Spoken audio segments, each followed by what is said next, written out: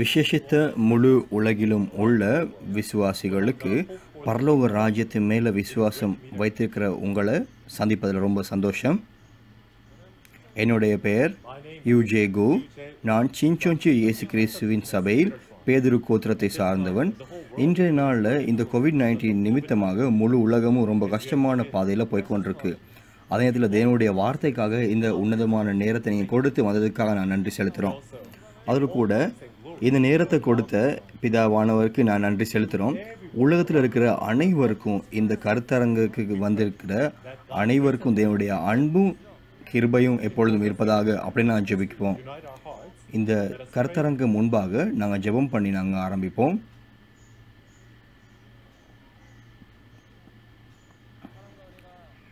அன்பு தகப்பனே, அன்பும் கிருபையும் உள்ளவரே, மகா பரிசுத்தமானவரே, இரக்கமுடையவரே, அன்பு தகப்பனே, இன்றைய இந்த உன்னத நேரத்தை நீங்கள் எங்களுக்கு கொடுத்ததுக்காக நன்றி. அதோடு கூட விசேஷமாக இந்த உணவுக்காக நன்றி.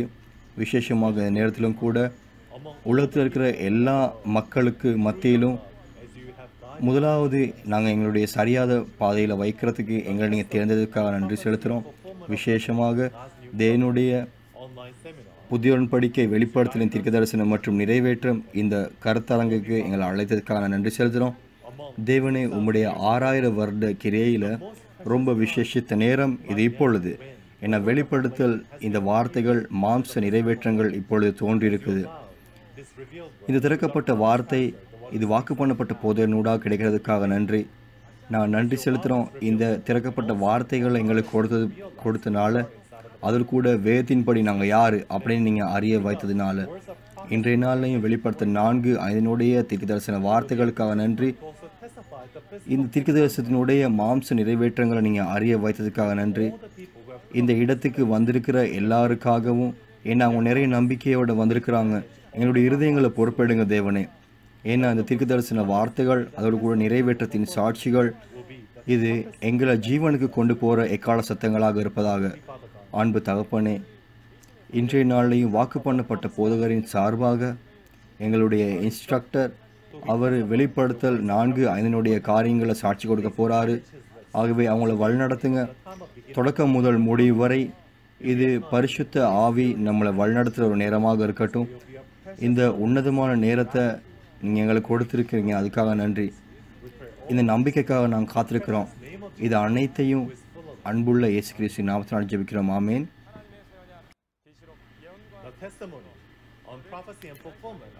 வெளிப்படுத்தலின் தீர்க்க தரிசனம் மற்றும் நிறைவேற்றத்தின் சாட்சி தேவனுடைய புதிய உடன்படிக்கை. இன்றைய நாளில் நாங்கள் போன முறை நாங்கள் பார்த்த காரியத்தோடு நாங்கள் தொடர்ந்து பார்ப்போம். வெளிப்படுத்தல் 4:5 நாங்கள் பார்க்க போகிறோம். பேதுரு கோத்திரத்தின் ரீஜாமுவும் இன்ஸ்ட்ரக்டர் அவர் இன்றைய நாளில் எங்களை வழிநடத்துவார். அனைத்து முழு உலகிலும் உள்ள விசுவாசிகளுக்கு பரலோக ராஜ்யத்தின் மேலும் நித்திய ஜீவன் மேலும் விசுவாசம் உள்ளவர்களே, விசேஷமாக கிறிஸ்தவ போதகர்களே, அதோடு கூட விசுவாச குடும்பத்தினரே, உங்களை பார்க்கறதுல ரொம்ப சந்தோஷம். இன்றைய நாளில் நீங்கள் சின்சோன்சி இணைய கருத்தரங்குக்கு நீங்கள் வந்திருக்கிறீங்க, அதுக்காக நான் நன்றி செலுத்துகிறோம். இங்கே வந்திருக்கிற அனைவருக்காகவும் நாங்கள் ஜெபிக்கிறோம். தேவனுடைய அன்பும் கிருபையும் உங்களில் நிரம்பி வழிவதாக இயேசுவின் நாமத்தினாலே ஆமேன்.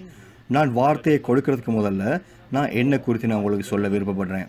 நான் இன்ஸ்ட்ரக்டர் இஜோங்வு சின்சோன்சி பேதுரு கோத்திரத்தை சார்ந்தவன். பேதுரு கோத்திரமானது சீஷன் பேதுரு இயேசு கிறிஸ்துவினுடைய அப்போஸ்தலர் இவருடைய நாமத்தினால் உருவாக்கப்பட்டிருக்கு. இந்த திறக்கப்பட்ட வார்த்தையை பரலோராயத்தின் ரகசியத்தை உங்களுக்கு கொடுக்கக்கூடியதாக எனக்கு முடிகிறது.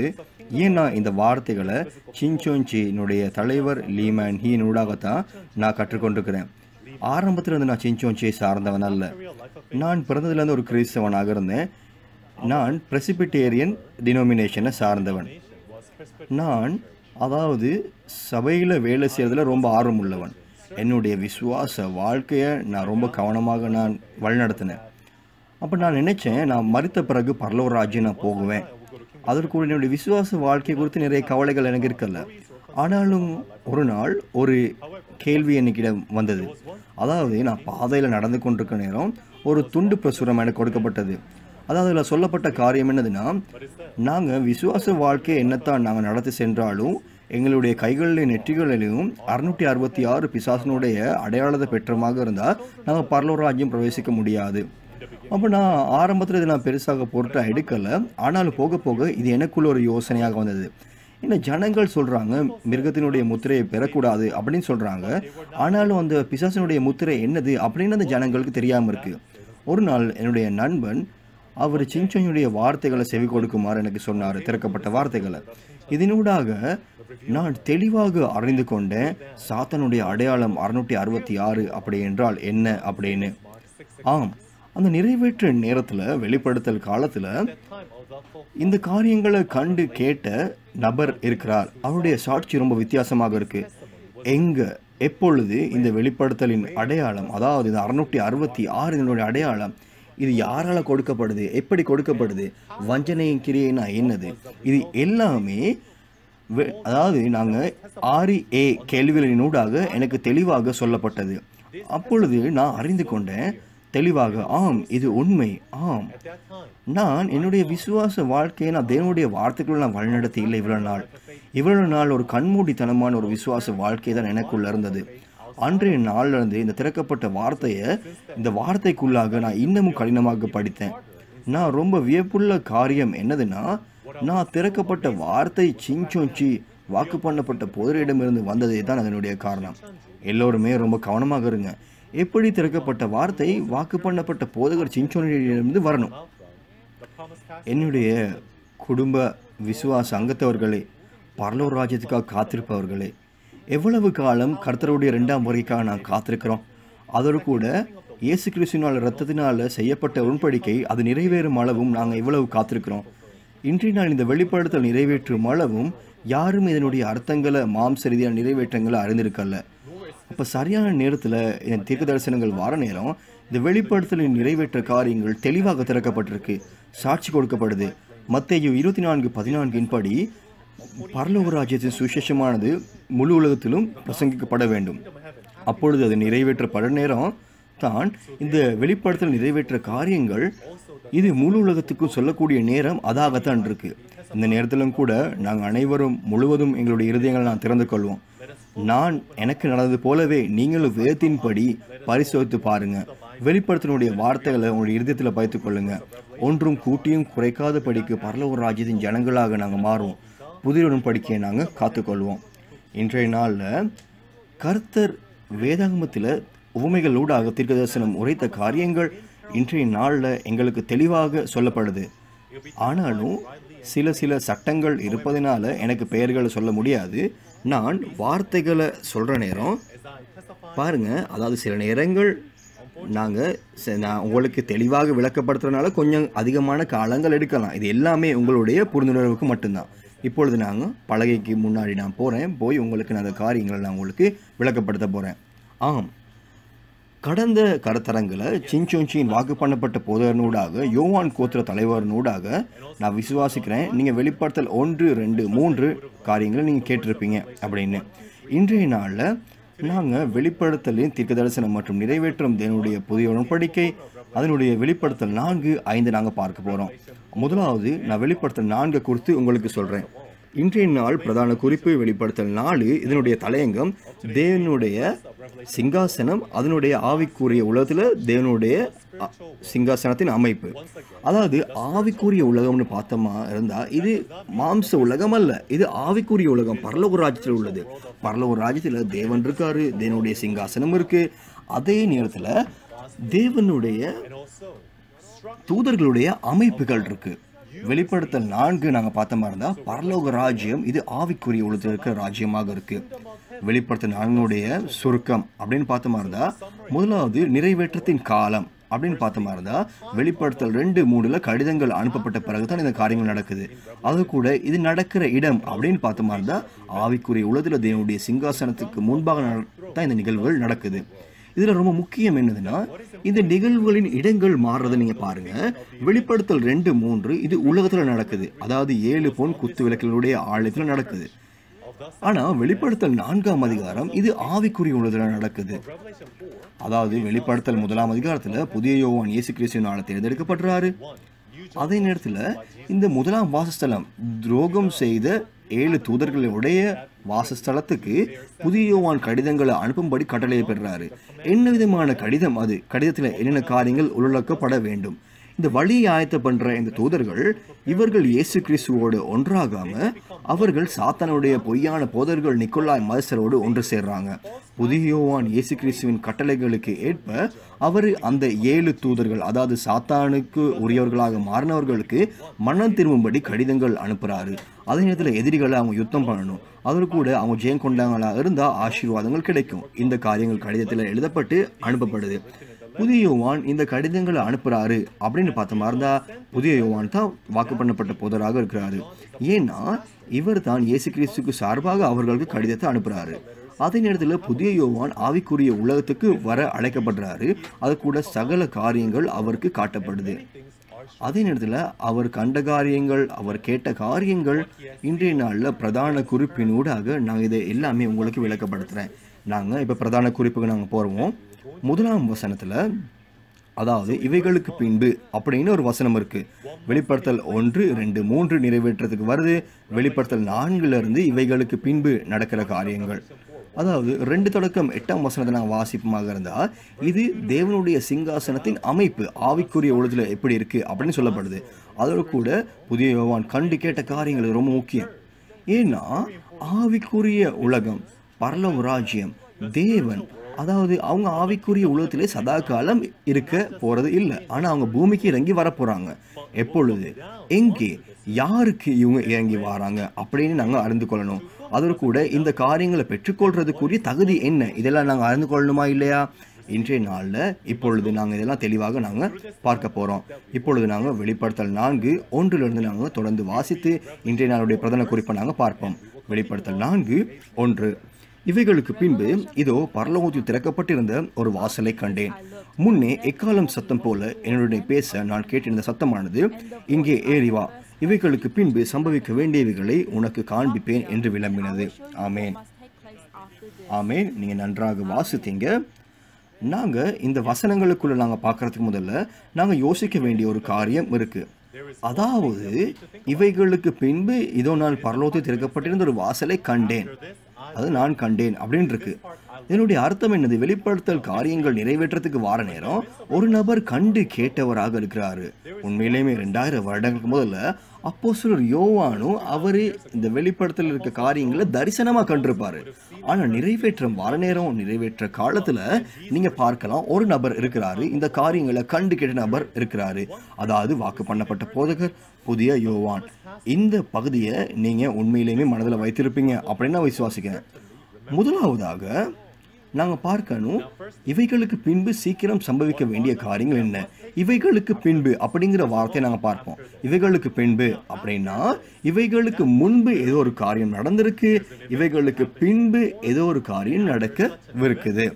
இதனுடைய பதில் நாங்கள் பார்த்தமாக இருந்தால், முதலாவது வெளிப்படுத்தல் 2:3 கடிதங்கள் அனுப்பப்படுது. அதாவது கடிதங்கள் வெளிப்படுத்தல் 2:3 அனுப்பப்பட்ட பிறகு அதுக்கு பிறகு நடக்கிற காரியங்கள் தான் இதில் எழுதப்பட்டிருக்கு. அதாவது இவைகளுக்கு பின்பு அப்படிங்கிற வார்த்தை ரொம்ப முக்கியம். ஏன்னா இவைகளுக்கு பின்புக்கு பிறகுதான் இந்த வார்த்தையானது இந்த வெளிப்படுத்தல் நிகழ்வினுடைய படிமுறையை நம்மளுக்கு விளக்குது. வெளிப்படுத்தல்ல மொத்தமாக 6 முறை இவைகளுக்கு பின்பு அப்படிங்கிற வார்த்தை இருக்கு.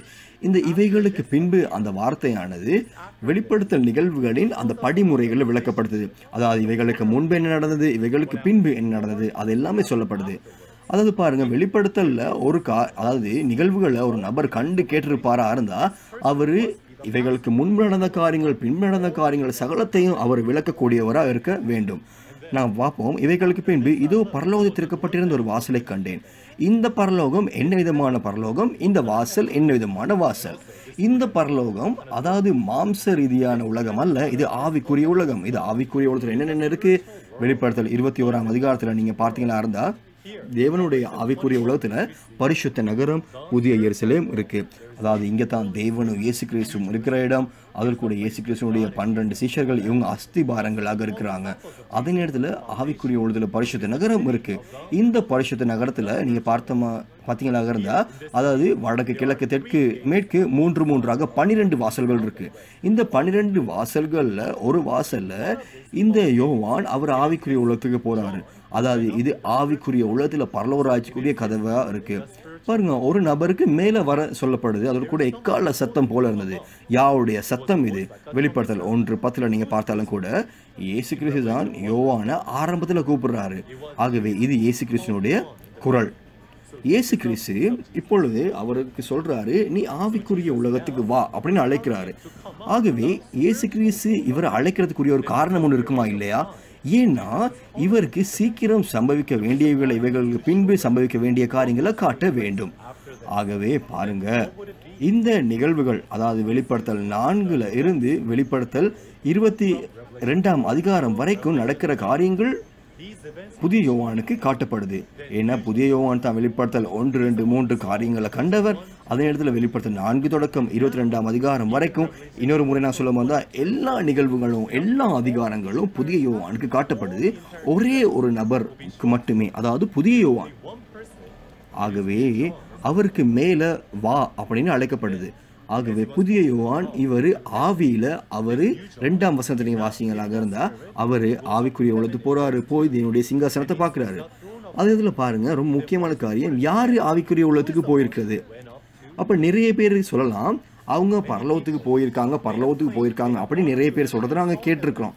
அதே நேரத்தில் வேதாகமத்தில் தீர்க்கதரிசிகள் கூட அவங்க தரிசனத்தில் பரலோகத்தை கண்டாங்க. ஆனால் வேதாகமத்தில் 2 பேர் தான் நிஜ இருப்பில் போயிருக்கிறாங்க. யார் அவர்கள்? அதாவது முதலாம் வருகை காலத்தில் இயேசு கிறிஸ்து போனார் ஆவிக்குரிய உலகத்துக்கு. இயேசு கிறிஸ்து யோவான் 3ஆம் அதிகாரம் 13ஆம் வசனத்தில் அவர் சொல்கிற காரியம் என்னது? அதாவது பரலோகத்தில் யாருமே போனவர் இல்லை, அதோடு கூட பரலோகத்தில் மனுஷகுமாரனை தவிர போய் வந்தவரும் இல்லை அப்படின்னு சொல்லப்படுது. அதாவது இயேசு கிறிஸ்து அவர் ஏறினவராக இருக்கிறார் பரலோகத்துக்கு. அதே நேரத்தில் எல்லாத்தையும் கண்டவராக இருக்கிறாரு. அப்போ பரலோகத்தில் இருந்து இறங்கினவரும் பரலோகத்தில் இருக்கிறவருமான மனுஷகுமாரனை அல்லாமல் அப்படின்னு சொல்லப்படுது யோவான் 3:13. பாருங்க, அதே நேரத்தில் இந்த சாட்சிகளை அறிந்தவர் அவர் இதை சத்தியம் அப்படின்னு அவர் நிரூபிக்கிறாரு.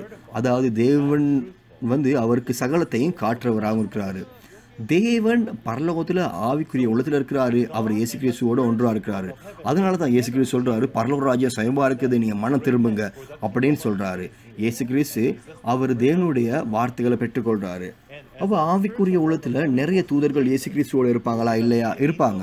யோவான் 1:51 நீங்கள் பார்த்தீங்கன்னாலும் தேவனுடைய தூதர்கள் மனுஷகுமாரனோட அவங்க கிரிகைகளை செய்கிறாங்க அப்படின்னு சொல்லப்படுது. ஆனால் இயேசு கிறிஸ்து அவர் உயிர்த்தெழுந்து பரலோகத்தில் ஏறுகிறதுனாலே அவர் இன்னொரு நபருக்கு சொல்கிறார். அதாவது இவர் இயேசு கிறிஸ்து அல்ல, இவர் யார்? புதிய யோவான். 2000 வருடங்கள் முதல்ல அப்போஸ்தலர் யோவான் அவர் தரிசனத்தில் அவர் ஆவிக்குரிய உலகத்தை கண்டார். ஆனால் அது ஒரு தரிசனம் மட்டுமே. அவர் அதனுடைய நிஜ இருப்புகளை பார்க்கல. பழைய ஏற்பாட்டு தீர்க்க தரிசனம் எசேக்கியேலாக இருக்கலாம், மோசேயாக இருக்கலாம், அவங்க நிஜமான பரலோகத்தை பார்க்கல. ஆனால் 2ஆம் வருகை காலத்தில் ஒரே ஒரு நபர் ஆவிக்குரிய உலகத்துக்கு பரலோகத்துக்கு போனவராக இருக்கிறாரு. அவர் புதிய யோவான் மட்டுமே. அவர் வெளிப்படுத்த நிறைவேற்ற காலத்தில் அவர் ஆவிக்குரிய உலகத்துக்கு சென்றவராக இருக்கிறாரு. ஆகவே இந்த ஒரு நபர் புதிய யோவான் மட்டுமே சகல காரியங்களையும் கண்டு கேட்ட நபராகவும் இருக்கிறாரு. அவருடைய சாட்சி இது மெய்யான சாட்சியாகவும் இருக்கும். நிறைய பேர் அவங்க சாட்சிகளை சொல்கிறாங்க, நான் பரலோகம் போயிருக்கேன் சொல்கிறாங்க.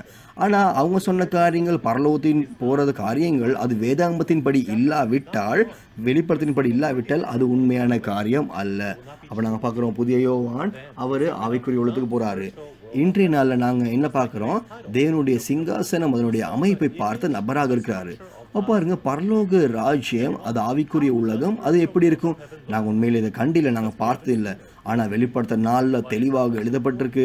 வெளிப்படுத்தல் 4 நாங்கள் பரலோகத்தின் ஆவிக்குரிய அந்த உலகத்தை நாங்கள் பார்ப்போம்.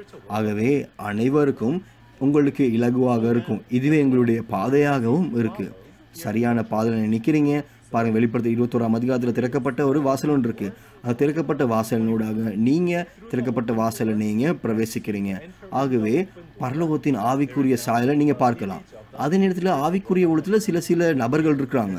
தேவன் இருக்காரு, 24 மூப்பர்கள் இருக்கிறாங்க, ஆவிகள் இருக்கிறாங்க, 24 மூப்பர்கள் இருக்கிறாங்க, கண்ணாடி கடல் இருக்குது, 4 ஜீவன்கள் இருக்குது. இது எல்லாமே நீங்கள் புரிந்து கொள்ளணும். முதலாவதாக நாங்கள் 2ஆம் வசனம் 3ஆம் வசனத்தை நாங்கள் வாசிப்போம். அதாவது யோவான் ஆவிக்குள்ளாகி தான் அவர் போறாரு. ஆனால் அவர் கண்ட காரியம் அப்படின்னா என்னது? அவர் தேவனுடைய சிங்காசனத்தை பார்க்குறாரு. அதே நேரத்தில் சிங்காசனத்துக்குள்ள அமர்ந்திருக்கிறவரும் இருக்கிறாரு. அவர் எப்படி இருக்காரா? பார்வைக்கு வச்சிரக்கல்லும் பதுமராகத்துக்கும் ஒப்பாக இருந்தார். அந்த சிங்காசனத்தை சுற்றி ஒரு வானவில் இருந்தது. ஆகவே சிங்காசனத்தில் அமர்ந்திருக்கிறவர் யாரு? அது தேவன் தான். தேவனை தான் அதில் பதுமராகத்துக்கும் வச்சிரக்கல்லுக்கும் ஒப்பிடப்படுது. இதனுடைய அர்த்தம் என்ன? அதாவது வானம் பூமி, வானம் அது நீல நிறத்தில் இருக்கு, அதே நேரத்தில் பூமி அது சிவப்பு நிறத்தில் இருக்கு. அதாவது அதனால தான் இது பதுமராகத்துக்கும் வச்சிரக்கல், நீலம் கல், அதே நேரத்தில் சிவப்பு கல் அதுக்கு ஒப்பிடப்படுது. இவர் தான் வான பூமியை சிருஷ்டித்தவராக இருக்கிறாரு. அதே அவர் சிங்காசனத்தை சுற்றி வானவில் இருந்தது. நீங்கள் வானவில்லை குறித்து நீங்கள் ஆதி ஆகமத்தில் நீங்கள் பார்க்கலாம். நோவாட வெள்ளத்துக்கு பிறகு தேவன் உடன்படிக்கை பண்ணுறாரு. வானவில்லை வைத்து அவர் உடன்படிக்கை பண்ணுறாரு. அதில் மரகதம்னா ஒரு விசேஷித்த கல், அது பச்சை நிறம். அதனுடைய அர்த்தம் என்னது? தேவனுடைய சிங்காசனம் அது சதா காலம் உள்ளது. இதனுடைய அர்த்தம் என்ன? அதாவது தேவனுடைய சிங்காசனம் அது இதே மாதிரி தான் எசேக்கியேல் தீர்க்கதரிசியும் அவர் பார்த்துருக்காரு. இப்போ 4ஆம் வசனத்தை பார்ப்போம். 24 மூப்பர்கள் இருக்காங்க. அந்த சிங்காசனத்தை சூழ 24 சிங்காசனங்கள் இருந்ததுன்னு 24 மூப்பர்கள் வெண்வஸ்திரம் தரித்து தங்கள் சிரசுகளில் பொன்முடி சூடி அந்த சிங்காசனத்தின் மேல் உட்கார்ந்திருந்தார்கள் அப்படின்னு சொல்லப்படுது. ஆகிய பாருங்க, சிங்காசனத்தை சுற்றி தேவனுடைய ராஜ்யத்தின் சகல கிரியைகளுக்கும் பொறுப்பாக இருக்கிற 24 தூதர்கள் இருக்காங்க. தேவனுடைய ஆவிக்குரிய உலகத்தில், அதாவது சும்மா சாதாரணமாக நிறைய தூதர்கள் அமர்ந்து கொண்டு சும்மா சுற்றி கொண்டு ஒன்றுமே செய்யாமல் இருக்கிறவர்கள் அல்ல. ஆனால் தேவனுடைய ராஜ்யத்தை உருவாக்குற கிரியை நடந்து கொண்டிருக்குது. அதே நேரத்தில் இந்த கிரியைக்கு பொறுப்பானவங்களும் இருக்கிறாங்க. பாருங்கள், ஒரு ஜனாதிபதி இருப்பாராக இருந்தால் ஜனாதிபதிக்கு உதவி செய்கிற ஜனங்களும் இருப்பாங்க தானே. அதே நேரத்தில் நாட்டினுடைய முகாமைத்துவத்துக்கு ஒவ்வொரு மினிஸ்டர் இருப்பாங்க. அதே போல தான் 24 மூப்பர்கள் இவர்கள் முகாமைத்துவ காரியங்களை செய்கிறவங்க. அதே நேரத்தில் இவங்க அதாவது ஒரு ராஜாக்கு வேலை செய்கிற ஒரு ஊழியர்கள் போல தான். பாருங்கள், அவர்கள் வெண்வசனம் தரித்து தங்கள் சிரசுகள் மேல் பொன்முடி சூடியிருந்தார்கள் அப்படி சொல்லப்படுது. 5ஆம் வசனம் தான் வாசிப்போம். அந்த சிங்காசனத்திலிருந்து மின்னல்களும் இடி முழக்கங்களும் சத்தங்களும் புறப்பட்டன. இதனுடைய அர்த்தம் என்ன? மின்னல்கள்னா என்னது? அதாவது ஆவிகளின் விரைவான இயக்கம். எசேக்கியேல் 1:14 கூட நீங்கள் பார்க்கலாம் எப்படி இந்த பரலோகத்தின் தூதர்கள் அவங்க அவ்வளவு வேகமாக வேலை செய்கிறாங்க, மின்னல் போல வேலை செய்கிறாங்க. அதே நேரத்தில் இடி முழக்கங்கள் சத்தங்கள் இருக்குது. அதாவது தேவனுடைய முகாமைத்துவத்தினுடைய சத்தம், தேவனுடைய காரியங்களை நிறைவேற்றுறதுக்கு தேவன் கட்டளையிடுறாரு, தேவன் கட்டளை கொடுக்குறாரு. அதே நேரத்தில் இந்த கட்டளைகளை பெற்றுக்கொள்றதின் சத்தம், அதே நேரத்தில் நிறைவேற்றதின் சத்தங்கள் அதான் இதாக இருக்குது. ஆகிய பாருங்க, ஆவிக்குரிய உள்ளத்தில் ஏன் அவங்க அவ்வளவு பிஸியாக இருக்கிறாங்க? ஏன்னா அவங்க தேவனுடைய ரகசியத்தை வெளிப்படுத்த நிறைவேற்றதுக்கு அவ்வளவு ஆர்வமாக இருக்கிறாங்க. அதே நேரத்தில் தேவனுடைய சிங்காசனத்துக்கு முன்பாக 7 பொன் குத்துவிளக்குகள் எழுந்து கொண்டிருக்குது. இது என்னது? இது 7 ஆவிகள் அப்படின்னு சொல்லப்படுது. இவர்கள் தான் அதாவது தேவனுக்கு சார்பாக தேவனுடைய வசனங்களை பேசுகிற 7 தூதர்களாக இருக்காங்க. அப்போ இந்த 7 ஆவிகளுக்கும் ஒவ்வொரு கடமைகள் இருக்கு. இது 7 பொன் குத்து விளக்குகள் அப்படின்னு அழைக்கப்படுது. பாருங்க, இது எல்லாமே அவனுடைய கடமைகளுக்கு ஏற்பதான். அதாவது இருளில் வெளிச்சம் கொடுக்கிறது தான் விளக்கு. ஆகவே ஒரு நபருடைய இருதயம் தேவனுடைய வார்த்தை இல்லாமல் இருக்கு, அந்த இருதயம் தேவனுடைய வார்த்தையினால வெளிச்சம் கிடைக்குது. ஆகவே இந்த 7 ஆவிகள் இவங்க என்ன செய்கிறாங்க? இவங்க கற்பித்தலுக்கு பொறுப்பாக இருக்காங்க, கல்விக்கு பொறுப்பாக இருக்காங்க. இந்த 7 ஆவிகள் 7 கண்கள் அப்படின்னு அழைக்கப்படுது. கண்கள் ஏன்? அதாவது அது தேடும், அதே நேரத்தில் அது பார்க்கும். ஆகவே தேவனுடைய சிங்காசனத்துக்கு முன்பாக இருக்கிற 7 ஆவிகள் இவங்க தேவனுடைய ஒரு இன்ஸ்பெக்டர்ஸ் மாதிரி, காவலாளர்கள் மாதிரி. அவங்க என்ன செய்கிறாங்க? அவங்க முழு உலகிலும் சுற்றி அவங்க அந்த கார்த்த காரியங்களை மறுபடி தேவனுக்கு சொல்கிறாங்க. அதே நேரத்தில் அவங்களுடைய இன்னொரு கடமை என்னது? அவங்க ஆராயிறது. இப்படி தான் இந்த 7 ஆவிகளும் செயல்படுது. 6ஆம் வசனத்தை வாசிப்பமாக இருந்தால் அந்த சிங்காசனத்துக்கு முன்பாக பளிங்குப்பான கண்ணாடி கடல் இருந்தது. கண்ணாடி கடல் அப்படின்னு என்னது? கண்ணாடி கடலை நாங்கள் புரிந்து கொள்ள வேண்டுமாக இருந்தால், பழைய ஏற்பாட்டு காலங்களில் மோசையில காலத்தில் அவர் பரலோக ராஜ்யத்தில் காரியங்களை கண்டு அது பூமியில் ஒரு நிழலாக செய்தார். அதாவது வாசஸ்தலம் இருந்தது. அந்த வாசஸ்தலத்தில் நீங்கள் பார்த்தீங்களாக இருந்தால் வாசஸ்தலத்துக்கு முன்பாக ஒரு தண்ணீர் தொட்டி இருக்கும். அந்த தண்ணீர் தொட்டியில் நீங்கள் பார்த்தீங்களாக இருந்தால் இது அதாவது பெண்களால் பயன்படுத்தப்படுற காரியங்களால் உருவாக்கப்படுது. அதாவது தண்ணீர் தொட்டி. அதே நேரத்தில் ஆசாரியன் வாசஸ்தலத்துக்கு வரணுமாக இருந்தால் அவர் என்ன செய்யணும்? கைகளையும் கால்களையும் கழுவிட்டு அவர் வரணும். அவங்க கையை கழுவு இல்லாட்டி அவங்க பாவம் கருதப்பட்டு அவங்க மரித்து போவாங்க. அவங்க கைகளையும் கால்களையும் கழுவணும். மோசே பரலோக ராஜ்யத்தின் காரியங்களை கண்டு அவர் பூமியில் ஒரு நீர் தொட்டியை கட்டினார். அப்போ அதாவது நாங்கள் பார்த்த மாதிரி இருந்தால் சாலமோண்ட காலத்தில் இது கடல்னு சொல்லப்படுது. நீங்கள் எபிரேயர் 8:5 கூட இது ஒரு பரலோகத்தில் இருக்கிற காரியங்கள் நிழலாக இருக்குது, நிஜம் அல்ல. இதை நாங்கள் சரியாக புரிந்து கொள்ள வேண்டும். அதோடு கூட அதாவது எங்களுடைய மாம்ச ரீதியான கைகளையும் கால்களையும் கழுவுறது ரொம்ப முக்கியமல்ல, எங்களுடைய உள்ளார்ந்த மனிதனை நாங்கள் கழுவி கொண்டு உட்பிரவேசிக்க வேண்டும். அப்போ உள்ளாத மனிதன் எப்படி அவர் கழுவலாம்? தேவனுடைய வார்த்தையால் மட்டும்தான். இதனுடைய நிஜ இருப்பு அப்படின்னு பார்த்தோமா தான் தேவனுடைய வசனம் அது உள்ளார்ந்த மனிதனை கழுவுகிறது. இயேசு கிறிஸ்து அவர் சீஷர்களுக்கு சொன்ன காரியம் என்னதுன்னா, நீங்கள் ஏற்கனவே நான் உங்களுக்கு பேசின வார்த்தைகளால் நீங்கள் சுத்தமாக இருக்கிறீர்களே அப்படின்னு சொல்லப்படுது. அப்போ தேவனுடைய சிங்காசனத்துக்கு முன்பாக தேவனுடைய வார்த்தை இருக்குது. அதே இதில் இந்த வார்த்தை, இது திறக்கப்பட்ட வார்த்தை தேவனுடைய சிங்காசனத்துக்கு முன்பாக இருக்கிற புத்தகமாக இருக்குது. தேவனுடைய சிங்காசனத்துக்கு முன்பாக உண்மையில தேவனுடைய வார்த்தை இருக்குது. அதாவது தேவன் எங்கே இருக்காரோ, தேவன் இருக்கிற இடத்துல வார்த்தை இருக்குது, வார்த்தை இருக்கிற இடத்துல தேவன் இருக்கார். ஆகவே இந்த கண்ணாடி கடலில் நாங்கள் வெளிப்படுத்தல் 15ஆம் அதிகாரம் நாங்கள் படிக்கிற நேரம் மறுபடியும் இந்த கண்ணாடி கடலில் நாங்கள் தெளிவாக நாங்கள் பார்ப்போம். அதோடு கூட நீங்கள் இங்கே பார்க்கலாம் 4 ஜீவன்கள் இருக்கிறாங்க. இவர்களுக்கு முன்னாலேயும் பின்னாலும் நிறைய கண்கள்லாம் நிறைந்திருக்குது. அப்போ இது மாம்சரீதியான காரியமாக தான் நாங்கள் ரொம்ப பயப்படுவோம் இதை பார்த்து. ஏன் 4 ஜீவன்கள்லாம் என்னது? 4 ஜீவன்கள் 4 பிரதான தூதர்களாக இருக்கிறாங்க. 4 பிரதான தூதர்கள் வேதாகமத்தில் நீங்கள் பார்த்தீங்களா இருந்தாலும் வெளிப்படுத்தல் 12 அவங்க இந்த வலு சர்ப்பத்துக்கு எதிராக அவங்க யுத்தம் புரிகிறாங்க. அதே நேரத்தில் வெளிப்படுத்தல் 6 கூட நீங்கள் பாருங்கள், துரோகம் செய்த அந்த தேர்ந்தெடுக்கப்பட்ட ஜனங்கள் அவங்க நியாயத்திருக்கிறாங்க. ஆக வேதாகமத்தில் இந்த 4 பிரதான தூதர்கள் இவங்க என்ன செய்கிறாங்க? அவங்க நியாய தீர்ப்பின் காரியங்களை செய்கிறாங்க. இவர்கள் அதாவது நாட்டுக்கு உதவி செய்கிற காவலாளிகள் போல, அதனுடைய அதிகாரிகள் போல. அப்போ கண்கள்லாம் என்னது? கண்கள்லாம் மாம்ச ரீதியான உண்மையான கண்கள் அல்ல. ஆனால் பாருங்கள், பரலோக ராஜ்யத்தின் சேனைகள் 1000 கணக்காக இருக்கிறாங்க. சங்கீதம் 103 நீங்கள் பார்த்தீங்களாக இருந்தால் பரலோக சேனை அப்படி சொல்லப்படுது. யோசுவா 5:14-15 நீங்கள் பார்த்தாலும் இந்த 4 ஜீவன்கள் இவர்கள் கர்த்தருடைய அதிபதிகள் அப்படின்னு சொல்லப்படுது. ஆகவே இந்த 4 பிரதான தூதர்கள் இவர்கள் அதிபதிகளை போன்றவர்கள். ஆகவே இந்த 4 ஜீவன்கள், இந்த 4 பிரதான தூதர்கள் எசேக்கியேல் 10ஆம் அதிகாரத்தில் இவர்கள் கேருபீம் அப்படின்னு அழைக்கப்படுறாங்க. அதற்கு கூட நாங்கள் 7ஆம் வசனத்தில் நாங்கள் பார்ப்பது போல இது இந்த 4 ஜீவன்களுடைய கடமைகளை குறித்து பேசுது. வெளிப்படுத்தல் 4ஆம் அதிகாரம் இந்த 4 ஜீவன்களும் சிங்கம், எருது, மனித முகம், கழுகுக்கு ஒப்பிடப்படுது. அதாவது ஒவ்வொரு முகங்களும் ஒவ்வொரு முகமாக இருக்குது. எசேக்கியேல் 1ஆம் அதிகாரத்தில் நாங்கள் பார்க்குற நேரம் ஒரு ஜீவனுக்கு 4 முகங்களும் இருக்கிற மாதிரி சொல்லப்படுது. ஆகவே இதனுடைய அர்த்தம் என்ன? சிங்கம் அது என்ன செய்யுமா? அதாவது மிருகம் போல் இருக்கிறவங்கள நியாயம் தீர்க்குது. அதாவது தேவனுடைய வார்த்தையை புரிந்து கொள்ளாத நபர் ஆவிக்குரிய அவர் மிருகமாக இருக்கிறார். ஆகவே அந்த மிருகம் போல இருக்கிறவரை நியாயம் தீர்க்கிறது அதனுடைய கடமை. எருது என்ன செய்யும்? அது இருதயத்தை அது உழுகிறது, அதே நேரத்தில் களைகளை எடுக்குது. இது ஒரு நியாய தீர்ப்பு. ஆகவே பாருங்க, இந்த ஜீவன் என்ன செய்யுது? ஒரு நபரனுடைய இருதயத்தை உழுது அது நியாய தீர்ப்பின் காரியங்களை செய்கிறாரு. அதாவது இயற்கையான எண்ணங்களை கொள்றவங்க, அதாவது பொய்யான சத்தியங்களை இருதயத்தில் வைத்திருக்கிறவங்களுடைய கலைகளை பிடுங்குது. அதே நேரத்தில் கழுகு ஒரு பறவை, ஆவிக்குரிய அர்த்தத்தை கொண்டது. இது ஒரு ஆவி, அதாவது ஆவிகளை நியாயம் தீர்க்குது. ஆகவே ஒவ்வொரு மிருகங்களும் ஒவ்வொரு கடமைகளை குறிக்குது. இந்த ஒவ்வொரு ஜீவன்களுக்கும் ஒவ்வொரு கடமைகளை குறிப்பிடப்படுது. அதே நேரத்தில் 8வது வசனத்தை நாங்கள் பார்க்குற நேரம் இந்த 4 ஜீவன்களுக்கு 6 இறகுகள்னு சொல்லப்படுது. ஆகவே இந்த 6 இறகுகள் இந்த தூதர்களுக்கு உதவி செய்கிற மூப்பர்களாக இருக்கிறாங்க. பாருங்கள், ஒரு இறகுனா என்ன செய்யும்? இறகு அது உடம்புல இருக்கும். அதாவது இது உடல்ல தான் பொருத்தப்பட்டிருக்கும். ஏன்னா நாங்கள் நன்றாக கிரியை செய்கிறதுக்கு.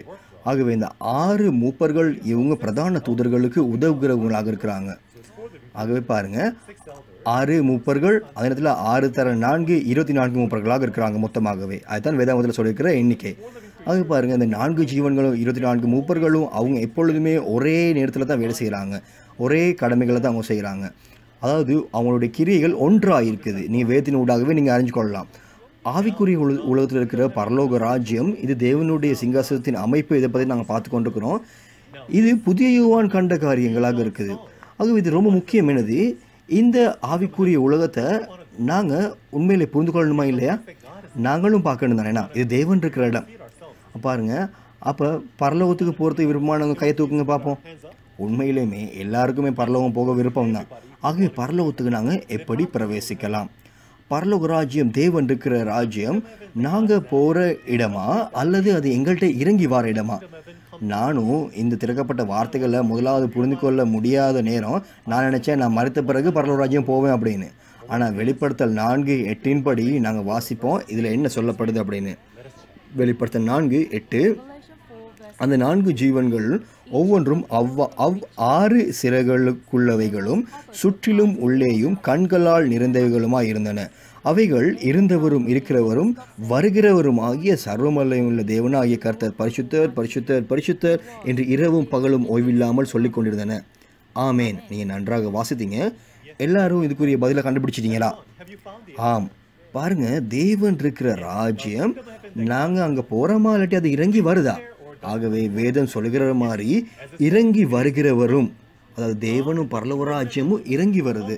ஆகவே பரலோக ராஜ்யம் கீழே இறங்கி வர நேரம் அது எப்போ வரும், எங்கே வரும், யார்கிட்ட வரும், இதை நாங்கள் அறிந்து கொள்ள வேண்டும். எப்பொழுது வரும்? என்னுடைய பதில் என்னது? அதாவது வெளிப்படுத்தல் நிறைவேற்ற காலத்தில் தான் வரும். வெளிப்படுத்தல் 21ஆம் அதிகாரம் நிறைவேற்றம் பெற நேரம் தான் வரும். தேவனும் பரலோக ராஜ்யத்தோடு கூட அவங்க வாக்கு பண்ணியிருக்கிறாங்க வருவேன் அப்படின்னு. ஆகவே அவங்க எங்கே வருவாங்க? நாங்கள் வெளிப்படுத்தலின் வார்த்தைகளை நாங்கள் பின்பற்ற விதமாகவே வெளிப்படுத்தல் 21ஆம் அதிகாரத்தில் அது புதிய வானம் புதிய பூமிக்கு வரும் அப்படின்னு எழுதப்பட்டிருக்கு. இந்த புதிய வானம் புதிய பூமியில் இங்கே ஜனங்கள் கூடுற இடமாக இருக்கு. தேவனுடைய வாசஸ்தலம் இந்த ஜனங்களோட இருக்கும். தேவன் வாசம் செய்வார் அப்படின்னு சொல்லப்படுது. தேவன் இவர்களோட சதா காலம் ஜீவிப்பார் அப்படின்னு சொல்லப்படுது. காரியங்கள் இப்படி இருக்குமாக இருந்தால் பரலோக ராஜ்யம் மேலேயும் விசுவாசம் நாங்கள் வைத்திருக்கிறோம். நித்திய ஜீவன் மேலேயும் நாங்கள் விசுவாசம் வைத்திருக்கிறோம். இந்த புதிய வானம் புதிய பூமிக்கு நாங்கள் போகணுமா இல்லையா? ஏன்னா இந்த புதிய வானம் புதிய பூமியில் இருக்கிற ஜனங்கள் இவர்கள் தேவனை இருக்கிறாங்க. பரலோக ராஜ்யம் இவர்கள்ட்ட தான் இறங்கி வரும். இதனுடைய நிஜ இருப்புக்களாக நாங்கள் இருந்தால் ரொம்ப சந்தோஷம். ஆகவே இந்த ஜனங்கள் யார்? பரலோக ராஜ்யம் இறங்கி வர ஜனங்கள் யார்? முதலாவதாக பிரதானமாக தேவன் இறங்கி வாரத்துக்கு நாங்கள் அவங்களோட கூட இருக்கிறதுக்கு ஜெயம் கொள்பவர் நம்மளுக்கு தேவை. ஆகவே யுத்தம் புரிகிறவர் தேவை. நிக்கோலா மாஸ்டரோடு போராடி யுத்தம் புரிகிறவரும் தேவை. இது வெளிப்படுத்தல் 13 படி வலு சர்ப்பத்திலிருந்து அதிகாரம் பெற்றவர்கள் சாத்தனுடைய பொய்யான போதவர்களாக இருக்கிறாங்க. 7 தலை 10 கொம்புள்ள மிருகங்களாக இருக்கிறாங்க. சாத்தனுடைய இந்த பொய்யான அமைப்புகளாக இருக்கிறாங்க. அவர்களோட நாங்கள் யுத்தம் புரிந்து நாங்கள் ஜெயக்கொள்ளணும். வெளிப்படுத்தல் 3:12 படி தேவன் இயேசு கிறிஸ்து பரலோக ராஜ்யம் யாரோட இருக்குமா? ஜெயம் கொள்பவரோட இருக்குமா? ஆகவே அவர்கள் என்னது? இயேசு கிறிஸ்துவோட சிங்காசனத்தில் அமரக்கூடியவரான்னு சொல்லப்படுது. ஆகவே அவர் ஜெயம் கொள்றதுனால அவர் இஸ்ரவேல்னு அழைக்கப்பட்டாரு. அதாவது தேவனோடு வாசம் செய்கிறது மட்டுமே அல்ல, அவர் அந்த எல்லா ஜனங்களுக்கும் அவர் வார்த்தைகளை பரப்புறாரு. வெளிப்படுத்தல் 7 நீங்கள் பார்க்கலாம், திரளான ஜனங்கள் இருக்கிறாங்க. 12 கோத்திரங்கள் இருக்குது. அதாவது 12 கோத்திரத்தை தான் தேவன் வருவேன்னு சொல்லியிருக்கிறாரு.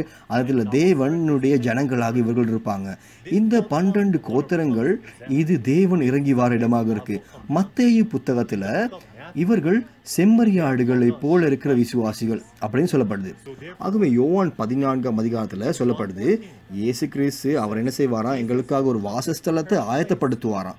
இயேசு கிறிஸ்து மத்தேயு 25:31-34 நீங்கள் வாசிப்பீங்களாக இருந்தால், மனுஷகுமாரன் அவர் மகிமை பொருந்தினவராய் வரும்பொழுது அவர் தூதர்களோட கூட இறங்கி வருவார். அவர் மகிமையுடையவராய் சிங்காசனத்தில் அமருவாரா. சகல தேசங்களும் அவர் முன்னுக்கு வருமா. அதில் ஜனங்கள் பிரிக்கப்படுவாங்க. எப்படி? செம்மறியாடுகள் வெள்ளாடுகள் பிரிக்கப்படும். செம்மறியாடுகள் இவங்க பரலோக ராஜ்யத்தை பெற்றுக்கொள்வாங்க. அதே நேரத்தில் நாங்கள் புரிந்து கொள்ளணும், யோவான் 14:23 சொல்கிற ஜனங்கள் யாரு? இயேசு கிறிஸ்துவ விசுவாசம் வைக்கிறவங்க, அன்பு செய்கிறவங்க. அவங்க இயேசு கிறிஸ்துவனுடைய வார்த்தையில் விசுவாசம் வைப்பாங்க, அந்த அன்பை பெற்றுக்கொள்வாங்க. இயேசு கிறிஸ்து திரும்ப வர நேரம் நாங்கள் இயேசு கிறிஸ்துவோட ஒன்றிணையுமா இல்லையா? அதே நேரத்தில் பாருங்க, செம்மறியாடுகள் போல் இருக்கிற விசுவாசிகள் இவர்கள் தான் இயேசு கிறிஸ்துவனுடைய வார்த்தை மேலே விசுவாசம் வைக்கிறவர்கள். இயேசு கிறிஸ்து என்ன சொல்றாரு? பரலோக ராஜ்யம் அதாவது அவருடைய கனிகளை பிறப்பிக்கிற ஜனங்களுக்கு கொடுக்கப்படுமா. இந்த வார்த்தைகள் நிறைவேற்றம் அடையணும். ஆகவே ஒரு தேசம் வரணும், கனிகளை பிறப்பிக்கிற தேசம் வரணும். சிஞ்சோஞ்சி 12 கோத்திரங்கள், இது வெளிப்படுத்தல் 22 தீர்க்கதரிசனத்தின்படி இந்த 12 கோத்திரங்கள், இது தேவனுடைய சிங்காசனம் இவர்களோடு கூட இருக்குது. இந்த தீர்க்க தரிசனத்தை இவங்க நிறைவேற்றுறாங்க. பாருங்க, இது ஆவிக்குரிய உலகம். அது சிஞ்சோஞ்சி 12 கோத்திரங்களோட ஒன்றா இருக்குதா இல்லையா? இப்பொழுது நீங்க ரொம்ப ஆர்வம் அறிந்து கொள்ள வேண்டிய காரியம் இதுதான். தேவன் உண்மையிலேயுமே அவர் ஒன்றாக இணைகிறதுக்கு, அதே நேரத்தில் தேவன் வர்றதுக்கு போது பூமியில ஜனங்கள் இருக்கணுமா இல்லையா? தேவன் இறங்கி வரக்கூடிய ஒரு இடம் ஒன்று இருக்கணுமா இல்லையா? ஆகவே தேவன் இறங்கி வரக்கூடிய ஒரு மெய்யான இடம், இதை நாங்கள் இப்படி அறிந்து கொள்றது. இந்த காரியத்தை நாங்கள் அறிந்து கொள்றதுக்கு நாங்கள் என்ன செய்யணும்? ஆவிக்குரிய உலகம், பரலோகம், அது காட்டப்படுது அந்த நபருக்கு. இயேசு கிறிஸ்து ஆவிக்குரிய பரலோகத்தை புதிய யோவானுக்கு காட்டுறாரு. ஏன் அவருக்கு காட்டணும் அப்படின்னு பார்த்தோம்னா, தேவனுடைய ராஜ்யம், தேவன் இறங்கி வரக்கூடிய பூமியில் இருக்கிற ராஜ்யம், அது உருவாக்கப்பட வேண்டும். இயேசு கிறிஸ்து அவர் பரலோகத்துக்கு போயிருக்காரு. ஏன்னா அவர் பூமியில ராஜ்யத்தை உருவாக்க வேண்டியதாக இருக்குது. இன்றைய நாள்லையும் கூட இயேசு கிறிஸ்துவனுடைய கட்டளைகளுக்கு ஏற்ப ஆவிக்குரிய பரலோகத்துக்கு போய் பார்த்தவர் அவருக்கு காட்ட வேண்டிய காரியங்கள் என்ன, ஏன் அவருக்கு காட்டணும்? அங்க இருக்கிற மாதிரியே இந்த பூமியில உருவாக்கப்பட வேண்டும். எப்படி இது உருவாக்கப்பட வேண்டும்? இயேசு கிறிஸ்து பரலோக ஜெபத்திலே சொல்லியிருக்காரு. அதாவது உம்முடைய சித்தம் பரலோகத்தில் இருப்பது போல புலோகத்திலும் செய்யப்படுவதாக அப்படின்னு சொல்லியிருக்கிறாரு. ஆகவே நாங்கள் புரிந்து கொள்ளணும், அதாவது 3500 வருடங்கள் இன்றைய நாளுக்கு முதல்ல மோசே, தேவன் அவரோடு கூட இருக்கிறதுக்கு, இஸ்ரவேல் ஜனங்கள் எகிப்திலிருந்து வெளியே வந்தவங்க அவங்களோட இருக்கிறதுக்கு தேவன் பரலோகத்தில் இருக்கிற காரியங்களை மோசேக்கு காட்டி அவர் அதன் தட்டுமுட்டுக்களின்படி அதை அமைக்கும்படி சொன்னார். அதாவது 2000 வருடங்களுக்கு முதல்லையும் கூட இயேசு கிறிஸ்து என்ன சொன்னாரு? அவரு தகப்பன் காட்டின காரியங்களை இயேசு கிறிஸ்து கண்டாரு, அது கூட தகப்பன் செய்கிற காரியங்களை குமாரனும் செய்கிறாரு அப்படின்னு இயேசு சொல்றாரு. அதே நேரத்தில் இன்றைய நாளில் வெளிப்படுத்த நிறைவேற்ற காலத்தில், அதாவது ஆவிக்குரிய உலகம் அது காட்டப்படுது, அது பூமியில நிறைவேற்றப்பட வேண்டும். அதாவது தேவனுடைய சித்தம் பரலோகத்தில் இருப்பது போல பூலோகத்திலும் உருவாக்கப்பட வேண்டும். ஆகவே அந்த தேசம், அதாவது ஜெயம் கொள்பவர் புதிய யோவான் இந்த பூமியில அவர் உருவாக்கணும். எப்படி? ஆவிக்குரிய ராஜ்யம், ஆவிக்குரிய உலகத்துல இருக்கிற அமைப்பின் படியே இந்த பூமியில உருவாக்கணும். அதனால தான் சிஞ்சோஞ்சியோட அமைப்பும் இப்படி அமைக்கப்பட்டிருக்குது. அதாவது ஜெயம் கொள்பவர் இருக்கிறாரு, 24 திணைக்களங்கள் இருக்கு, அதுல 7 கற்பிப்பாளர்கள் இருக்கிறாங்க. அதே நேரத்தில் 4 பிரிவுகள் இருக்கு, அதாவது 12 கோத்திர தலைவர்கள் இருக்கு. இதை நாங்கள் இன்னும் விரிவாக்க சொல்லுவோமாக இருந்தா பாருங்க, ஜெயம் கொள்பவர் மத்தியஸ்தராக இருக்கிறார். தேவனும் இயேசு கிறிஸ்துவும் ஆவிக்குரிய உலகமும் ஜெயம் கொள்பவருடைய மத்தியில் இருக்குது.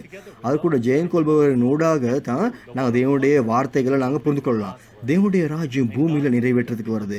ஆகவே 24 திணைக்கள தலைவர்கள் இருக்கணும். இவங்க முகாமைத்துவத்துக்கு பொறுப்பா இருக்கிறாங்க. அதே நேரத்தில் 7 கற்பிப்பாளர்கள் இருக்கிறாங்க. அதே நேரத்தில் 4 ஜீவன்களை போலவே நாங்கள் பார்த்தமாக இருந்தால் இந்த யுத்தத்துக்கும் நியாய தீர்ப்புக்கும் பொறுப்பாக இருக்கிறவங்க 4 பேர் இருக்கிறாங்க. முதியோர், ஆண்கள், பெண்கள், அதோடு கூட வாலிபர்கள், 4 பிரிவுகள் இருக்கு. அதாவது பாருங்க, கண்ணாடி கடல், அதாவது தேவனுடைய வார்த்தை தேவனுடைய சிங்காசனத்துக்கு முன்பாக இருப்பது போல இந்த திறக்கப்பட்ட வார்த்தையினூடாக நாங்கள் எப்பொழுதுமே எங்களுடைய உள்ளார்ந்த நபர்களை நாங்கள் கழுவி கொள்ளக்கூடியதாக இருக்கு. நாங்கள் சரியான விசுவாச வாழ்க்கை தேவனுக்கு முன்பாக கொண்டு செல்வர்களாக இருக்கிறோம். ஒரு ஆள் இங்கே பிரவேசிக்கிறதுக்கு ஒரு ஆள் சாதாரணமாக பிரவேசிக்க முடியாது. ஆனால் ஒரு ஆள் என்ன செய்யணும்? 12 வாசலினூடாக தான் வரணும். அந்த 12 வாசல்கள் யார்? 12 கோத்திர தலைவர்களாக இருக்கிறாங்க. 12 கோத்திர தலைவர்கள் தான் 12 வாசல்களாக இருக்கிறாங்க.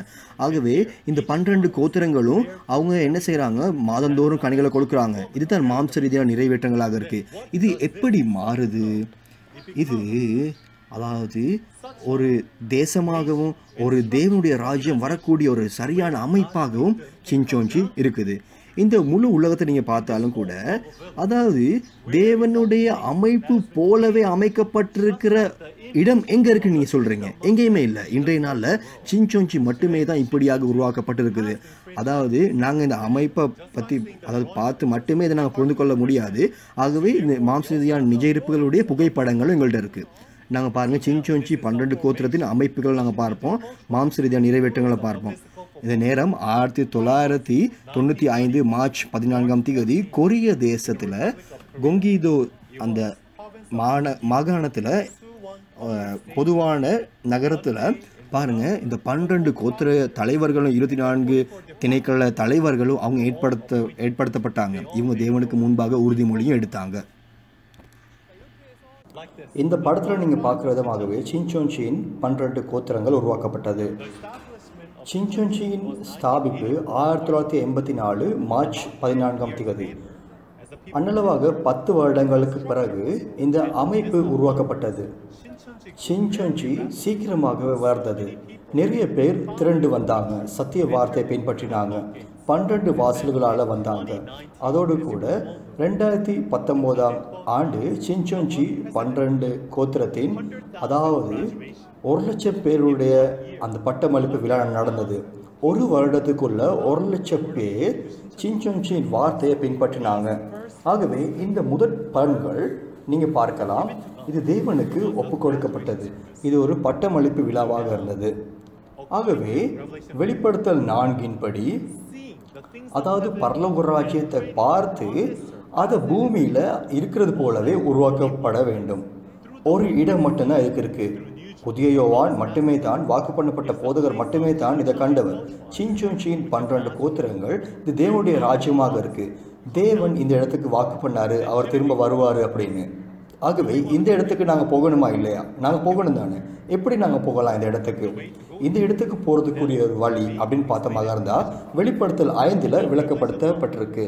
வெளிப்படுத்தல் 5 தலைப்பு அப்படின்னு பார்த்தமாக இருந்தால், முத்திரிக்கப்பட்ட புத்தகம் 7 முத்திரைகளால் முத்திரிக்கப்பட்டுள்ளது. புதிய யோவான் அவர் ஆவிக்குரிய உள்ளத்துக்கு போகிறாரு. தேவனுடைய வலது கையில் அவர் 7 முத்திரைகளால் முத்திரிக்கப்பட்ட ஒரு சொர்லை பார்க்குறாரு. இந்த காரியங்கள் வெளிப்படுத்தல் 5 எழுதப்பட்டிருக்கு. வெளிப்படுத்தல் 4 நிகழ்வின் நேரமே தான் வெளிப்படுத்தல் 5 எழுதப்பட்டது. அதாவது வெளிப்படுத்தல் 2:3 கடிதங்கள் அனுப்பப்பட்ட பிறகு இது நடந்த இடம் தேவனுடைய சிங்காசனத்துக்கு முன்பாக ஆவிக்குரிய உலகம். இதில் நாங்கள் பார்க்குற காரியம் அப்படின்னு பார்த்தோமா இருந்தால், முத்திரிக்கப்பட்ட புத்தகம் தேவனுடைய வலது கையில் 7 முத்திரைகளால் முத்திரிக்கப்பட்டிருக்குது. இயேசு கிறிஸ்து அந்த முத்திரிக்கப்பட்ட சூழலை பெற்றுக்கொள்கிறாரு. இது புதிய யோவான் பார்க்குறாரு. புதிய யோவான் பார்க்குற காரியம் என்னது? இயேசு கிறிஸ்து முத்திரிக்கப்பட்ட சூழலை பெற்றுக்கொள்கிறாரு. 4 ஜீவன்கள், 24 மூப்பர்கள் அவங்க சந்தோஷப்படுறாங்க.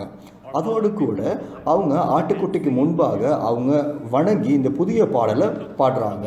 இந்த புதிய பாடலுடைய உள்ளடக்கம்னு பார்த்தமாக இருந்தால், இயேசு கிறிஸ்துவனுடைய ரத்தத்தினால் நிறைய பேர் விலைக்கிரயம் பெற்று அவங்க வாங்கப்படுறாங்க.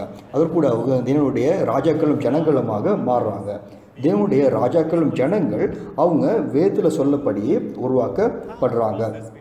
இப்படி இது நிறைவேற்றத்துக்கு வருது. இயேசு கிறிஸ்து அவர் முத்திரிக்கப்பட்ட சொர்லை, அதாவது 7 முத்திரைகள் முத்திரிக்கப்பட்ட சொர்லை பெற்றுக்கொள்கிறாரு. என்ன பாருங்க, இது ஒரு பெரிய ஒரு நிகழ்வாக இருக்குது. ஏன்னா எல்லா தூதர்களும் அவங்க சந்தோஷப்படுறாங்க, அவங்க ரொம்ப ஆனந்தமாக இருக்கிறாங்க. அதே நேரத்தில் அவங்க வெளிப்படுத்தல் 5 இந்த காரியங்கள் நாங்கள் பார்க்கலாம். முதலாவது, நாங்கள் வெளிப்படுத்தல் 5 நாங்கள் பார்த்த மாதிரி இருந்தால் 1-3 வரை நாங்கள் வாசிப்போம். வெளிப்படுத்தல் 5 1-3. அன்றியும் உள்ளும் புறமும் எழுதப்பட்டு 7 முத்திரைகளால் முத்திரிக்கப்பட்டிருந்த ஒரு புஸ்தகத்தை சிங்காசனத்தின் மேல் வீற்றிருக்கிறவருடைய வலது கரத்திலே கண்டேன்.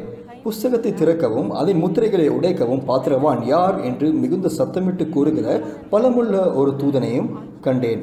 வானத்திலாவது பூமியிலாவது பூமியின் கீழாவது ஒருவனும் அந்த புஸ்தகத்தை திறக்கவும் அதை பார்க்கவும் கூடாதிருந்தது.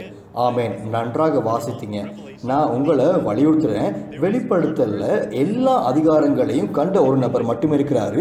வெளிப்படுத்தல் 4, அதாவது நான் பார்த்தேன், நான் பார்த்த பொழுது, வெளிப்படுத்தல் 4, 5 எல்லாமே இப்படித்தான் ஆரம்பிக்குது. கண்டேன் கண்டேன் அப்படின்னு சொல்லப்படுது. அதாவது புதிய யோவான் வாக்கு பண்ணப்பட்ட போதகர் பார்க்குறாரு. வாக்கு பண்ணப்பட்ட போதகர் யாரை பார்க்குறாரு? சிங்காசனத்தில் அமர்ந்திருக்கிற தேவனை பார்க்குறாரு.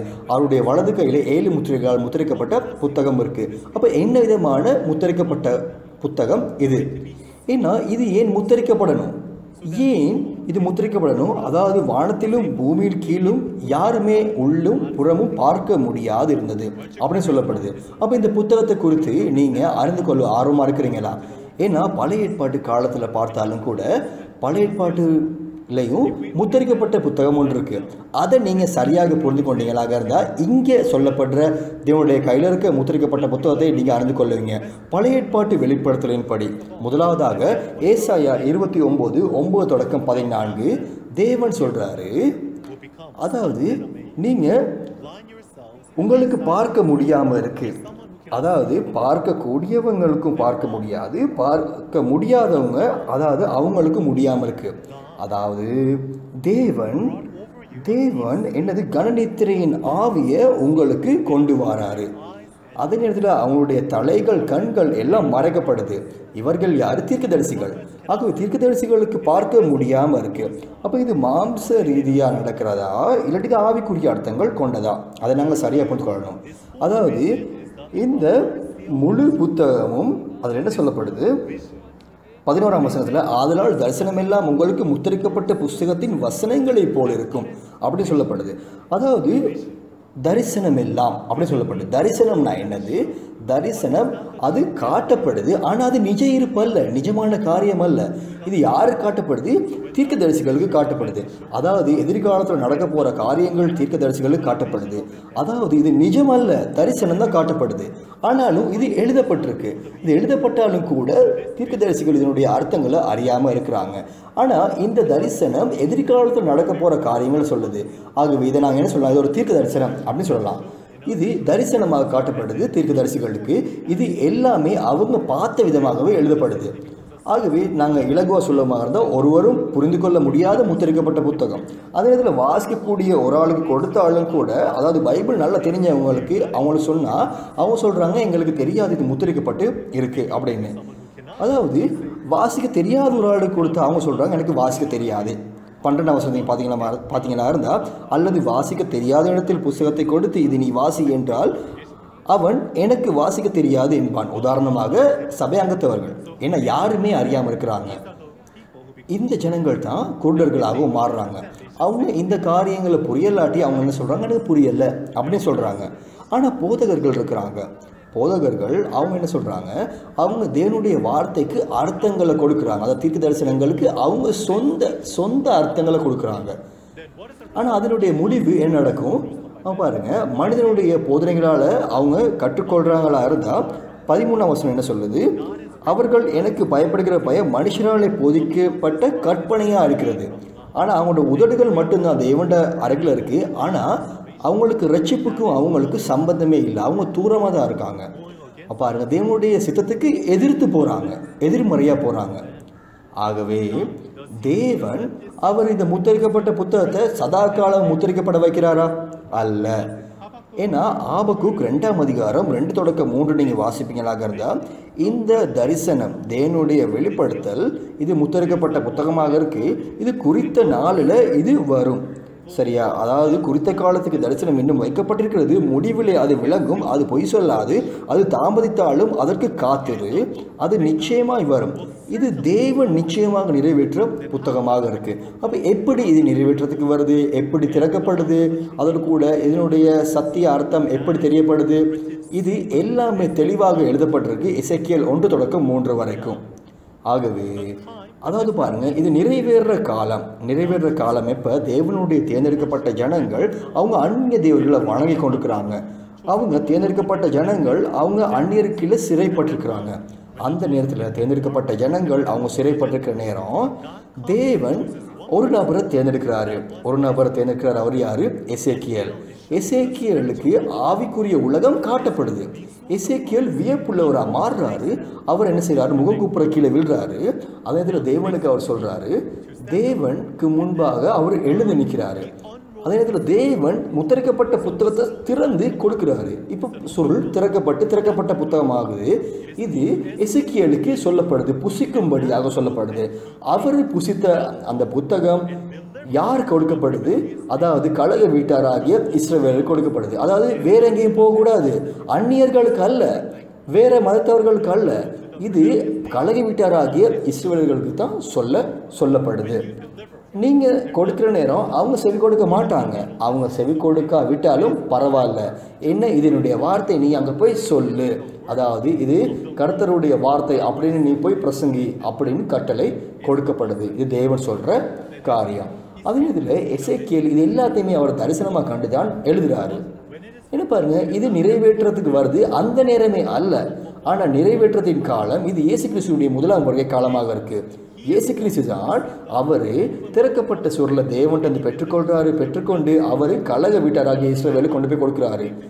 ஒரு அந்நிய பெண் ஒருத்தி இருக்கா, அவள் இயேசு கிறிஸ்து வந்து கேட்குறா, என்னுடைய குமாரத்துக்கு உதவி செய்ய முடியுமா இயேசுவே அப்படின்னு கேட்குற நேரம் இயேசு கிறிஸ்து சொல்கிறாரு, நான் காணாமற் போன ஆடுகள் ஆகிய இஸ்ரவேல் ஜனங்களுக்கு மட்டுமே அனுப்பப்பட்டேன். அப்போ எசேக்கியேல் கண்ட தரிசனம் என்ன? எசேக்கியேல் கண்ட தரிசனத்தின் நிறைவேற்றமாக இயேசு கிறிஸ்து பேசுகிறாரு. அதனுடைய அர்த்தம் என்னது? எசேக்கியேலுடைய வார்த்தைகளை இயேசு தான் நிறைவேற்றுறாரு.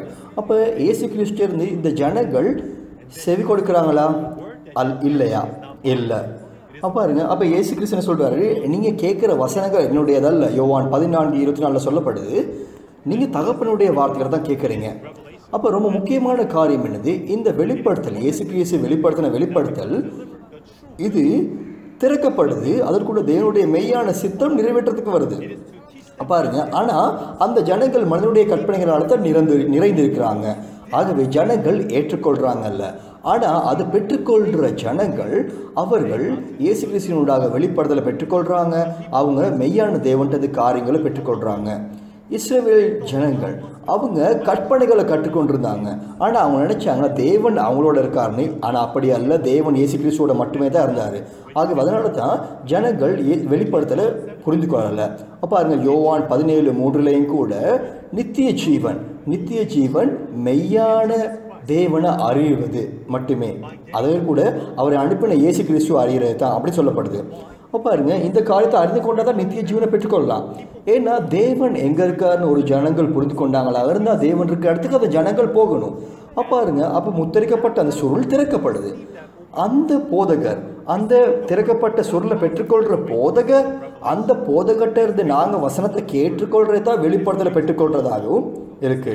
அது தேவன் நடந்து கொள்கிற முறையாகவும் இருக்கு, நித்திய ஜீவனை பெற்றுக்கொள்கிற முறையாகவும் இருக்கு. இது ரொம்ப முக்கியம். இப்படித்தான் பழைய ஏற்பாட்டு தீர்க்க தரிசனம் கொடுக்கப்பட்டது. அதோடு கூட இன்றைய நாளில் 2ஆம் வருகை காலத்தில் நீங்கள் பார்க்கலாம், தேவனுடைய வலது கையில் முத்திரிக்கப்பட்ட புத்தகம் இருக்குது. என்ன விதமான புத்தகம் இது? என்ன விதமான புத்தகம் ஆக இருக்கும்? தேவன் ஏன் இப்படி மறைக்கணும்? ஏன்னா இந்த புத்தகம் 7 முத்திரைகளால் முத்திரைக்கப்பட்டிருக்கு. ஆகவே இது மறைக்கப்பட்டிருக்கு. அதுக்குள்ள ஏதோ ஒன்று மறைந்திருக்கு. என்ன மறைக்கப்பட்டிருக்கு அப்படின்னு பார்த்தோமா இருந்தால் தீர்க்க தரிசனங்கள் மறைக்கப்பட்டிருக்கு. அப்போ புதிய ஏற்பாட்டில் 27 புத்தகங்களுக்குள்ள எந்த புத்தகம் தீர்க்க தரிசன புத்தகம்? அது வெளிப்படுத்தல் தானே. ஆனால் இது மறைக்கப்பட்டிருக்கு. எப்படி மறைக்கப்பட்டிருக்கு? 2000 வருடங்களுக்கு முதல்ல இது அப்போஸ்தலர் யோவானுக்கு காட்டப்பட்ட தரிசனம். அப்போ அப்போஸ்தலர் யோவான் அவர் தரிசனத்தை மட்டும்தான் எழுதுகிறாரு. அதே நேரத்தில் இது உவமைகளால் எழுதப்பட்டிருக்கு. ஆகவே தேவன் அவர் வெளிப்படுத்தல் புத்தகத்தை மறைத்து வைத்திருக்காரு உவமைகள் மூலமாக. இது எப்படி சொல்லப்படுதுன்னா, அதாவது 7 முத்திரைகளால் முத்திரைக்கப்பட்ட புத்தகம். தேவன் இந்த புத்தகத்தை கையில் வச்சிருக்காரு. மத்தேயு 13:10 தொடக்கம் 15 பார்த்தீங்கன்னா இருந்தால் பரலோக ராஜ்யத்தின் ரகசியங்கள் மறைக்கிறதுக்காக தான் உவமைகளில் இயேசு கிறிஸ்து பேசுகிறாரு. அதாவது இயேசு கிறிஸ்து மட்டுமே இப்படி செய்யலை. அதாவது இது ஏற்கனவே 1000 வருடங்கள் முதல்ல சங்கீதம் 78:2 தேவன் அவர் இந்த நோக்கத்துக்காக இது உவமைகளால் தான் அவர் பேசுவார். அப்போ வெளிப்படுத்தலுக்குள்ள என்ன மறைக்கப்பட்டிருக்கு? இப்பொழுது நீங்கள் இதனுடைய உள்ளடக்கத்தை நீங்கள் பார்த்தீங்கன்னாக இருந்தால் இது மறைக்கப்பட்டிருக்கு. அதாவது பரலோக ராஜ்யத்தின் ரகசியங்கள் மறைக்கப்பட்டிருக்கு. அதே நேரத்தில் தேவன் நிறைவேற்ற வேண்டிய காரியங்கள் என்ன? ஆதாமுடைய பாவத்தில் இருந்து தேவன் கடினமாக வேலை செய்து கொண்டிருக்கிறாரு. அதாவது மரணத்துக்கு கீழே இருக்க ஜனங்களை காப்பாற்ற, பாவத்தில் இருக்க ஜனங்களை காப்பாற்றி ரட்சிப்பை கொடுக்க. அப்போ பரலோக ராஜ்யத்தில் ஒன்றாக இருக்கிறது நித்திய ஜீவனை பெற்றுக்கொள்வது இது தேவனுடைய சித்தமாக இல்லையா? இது எல்லா ரகசியங்களும் இந்த வெளிப்படுத்தல் புத்தகத்துக்குள்ளே மறைக்கப்பட்டிருக்கு. இன்னும் அதிகமாக சொல்லவுமா இருந்தால் பாவத்தின் நிமித்தமாக தேவன் இந்த பூமி விட்டு போக வேண்டியதாக இருக்குது. அதனால தான் எல்லா ஜனங்களும் மரணத்துக்குள்ளே இருக்கிறாங்க. அவங்க பாவத்திலிருந்து விடுபடுறதுக்கு, அதே நேரத்தில் இந்த சாத்தானை பிடிக்கிறதுக்கு, சிறை பிடிக்கிறதுக்கு, அதனால தான் வெளிப்படுத்தல எல்லாமே எழுதப்பட்டிருக்கு. என்ன பாருங்க, யுத்தம் எழுதப்பட்டிருக்கு. சாத்தானோட யுத்தம் புரிந்து அவனை சிறைப்பிடிக்கிறது, பாதாளத்தில் அடைக்கிறது, தேவனுடைய சித்தம் எல்லாமே எழுதப்பட்டிருக்கு. ஆனால் சாத்தான் இந்த காரியத்தை அறியக்கூடாது, சாத்தான் இந்த வார்த்தையை இல்லாமக்க கூடாது. அதனால தான் தேவன் இது எல்லாத்தையுமே மறைத்து வைத்திருக்கிறாரு. பாருங்க, அதனால நான் உங்கள்கிட்ட ஒன்று கேட்க விருப்பப்படுறேன். இப்பொழுது புதிய யோவான் அவர் ஆவிக்குரிய உலகத்தில் முத்திரிக்கப்பட்ட புத்தகத்தை தேவனுடைய வலது கையில் பார்க்குறாரு. ஆனால் இந்த வெளிப்படுத்தல் புத்தகம் இது சாதாரண ஒரு புத்தகம் இல்லை. ஏன்னா இந்த புத்தகம் தேவனுடைய கையில் இருக்கு.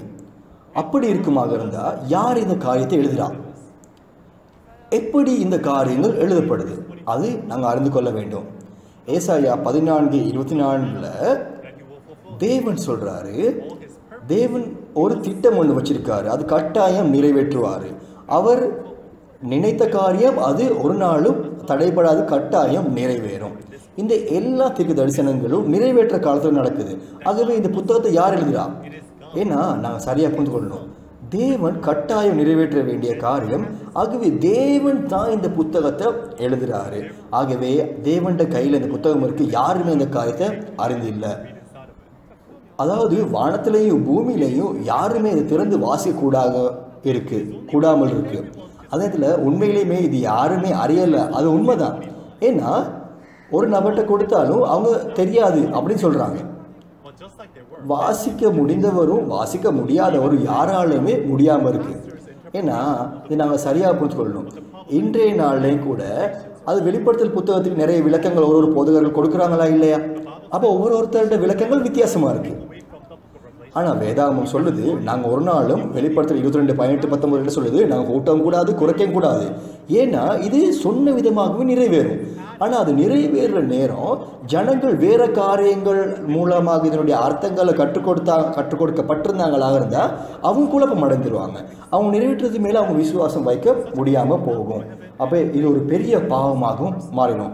அதனால தான் அந்த நபருக்கு பரலோக ராஜ்யம் போக முடியாது. ஏன்னா அவருடைய போதகர்கள் அவங்க வெளிப்படுத்தல கூட்டியும் குறைத்து சொல்லி கொடுத்து இருக்கிறாங்க. ஒரு போதகர் சொல்றாரு, இந்த முத்திரைக்கப்பட்ட புத்தகத்தை இது ஒரு இடத்தினுடைய ஒப்பு பத்திரம் அப்படின்னு சொல்றாங்க. அதே நேரத்தில் 4 ஜீவன்களை இன்னொரு போதகர் சொல்றாங்க, 4 சுவிசேஷ புத்தகங்கள்னு சொல்றாங்க. வெளிப்படுத்தல் 4 நாங்கள் பார்த்தோம், அது 4 பிரதான தூதர்களாக இருக்கிறாங்க.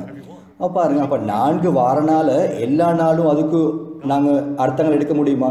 ஏன்னா பாருங்க, 4 ஜீவன்கள்னு சொல்றது அது தேவனுடைய சிங்காசனத்தில் இருக்கிற 4 ஜீவன்கள். அப்போ இந்த 4 சுவிசேஷ புத்தகங்களும் 4 ஜீவன்களும் எப்படி ஒன்றாக முடியும்? இது தான் வெளிப்படுத்தல கூட்டுறது. அதே நேரத்தில் அவனுடைய சொந்த கற்பனைகளை கற்றுக் கொடுத்து எடுத்து போடுறது. அதே நேரத்தில் வெளிப்படுத்தல கற்றுக் கொடுக்காம இருக்குது அப்படின்னு பார்த்தோமா இருந்தால் முழுக்க வெளிப்படுத்தல எடுத்து போடுறது. நாங்கள் என்ன செய்யணும்? நாங்கள் இந்த காரியத்தை சரியாக கற்றுக்கொண்டு நாங்களும் சாட்சி கொடுக்கணுமா இல்லையா? அதே நேரத்தில் பாருங்க, இந்த புத்தகத்தை திறக்கிறதுக்கு ஒருவரும் தகுதி உள்ளவர் இல்லை. அதனால யோவான் என்ன செய்கிறாரு? அவர் அழுறாரு.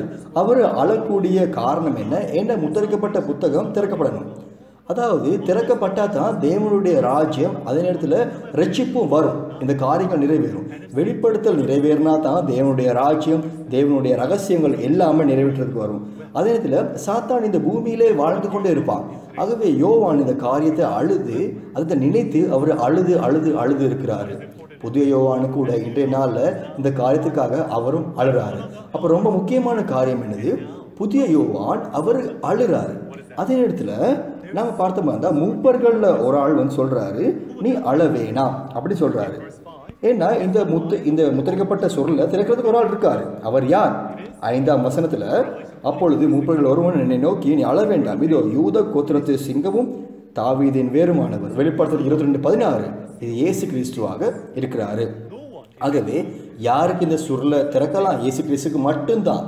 அதே நேரத்தில் யாராலுமே திறக்க முடியாமல் இருக்குது, இயேசு கிறிஸ்துவால் மட்டுமே திறக்கக்கூடியதாகவும் இருக்குது.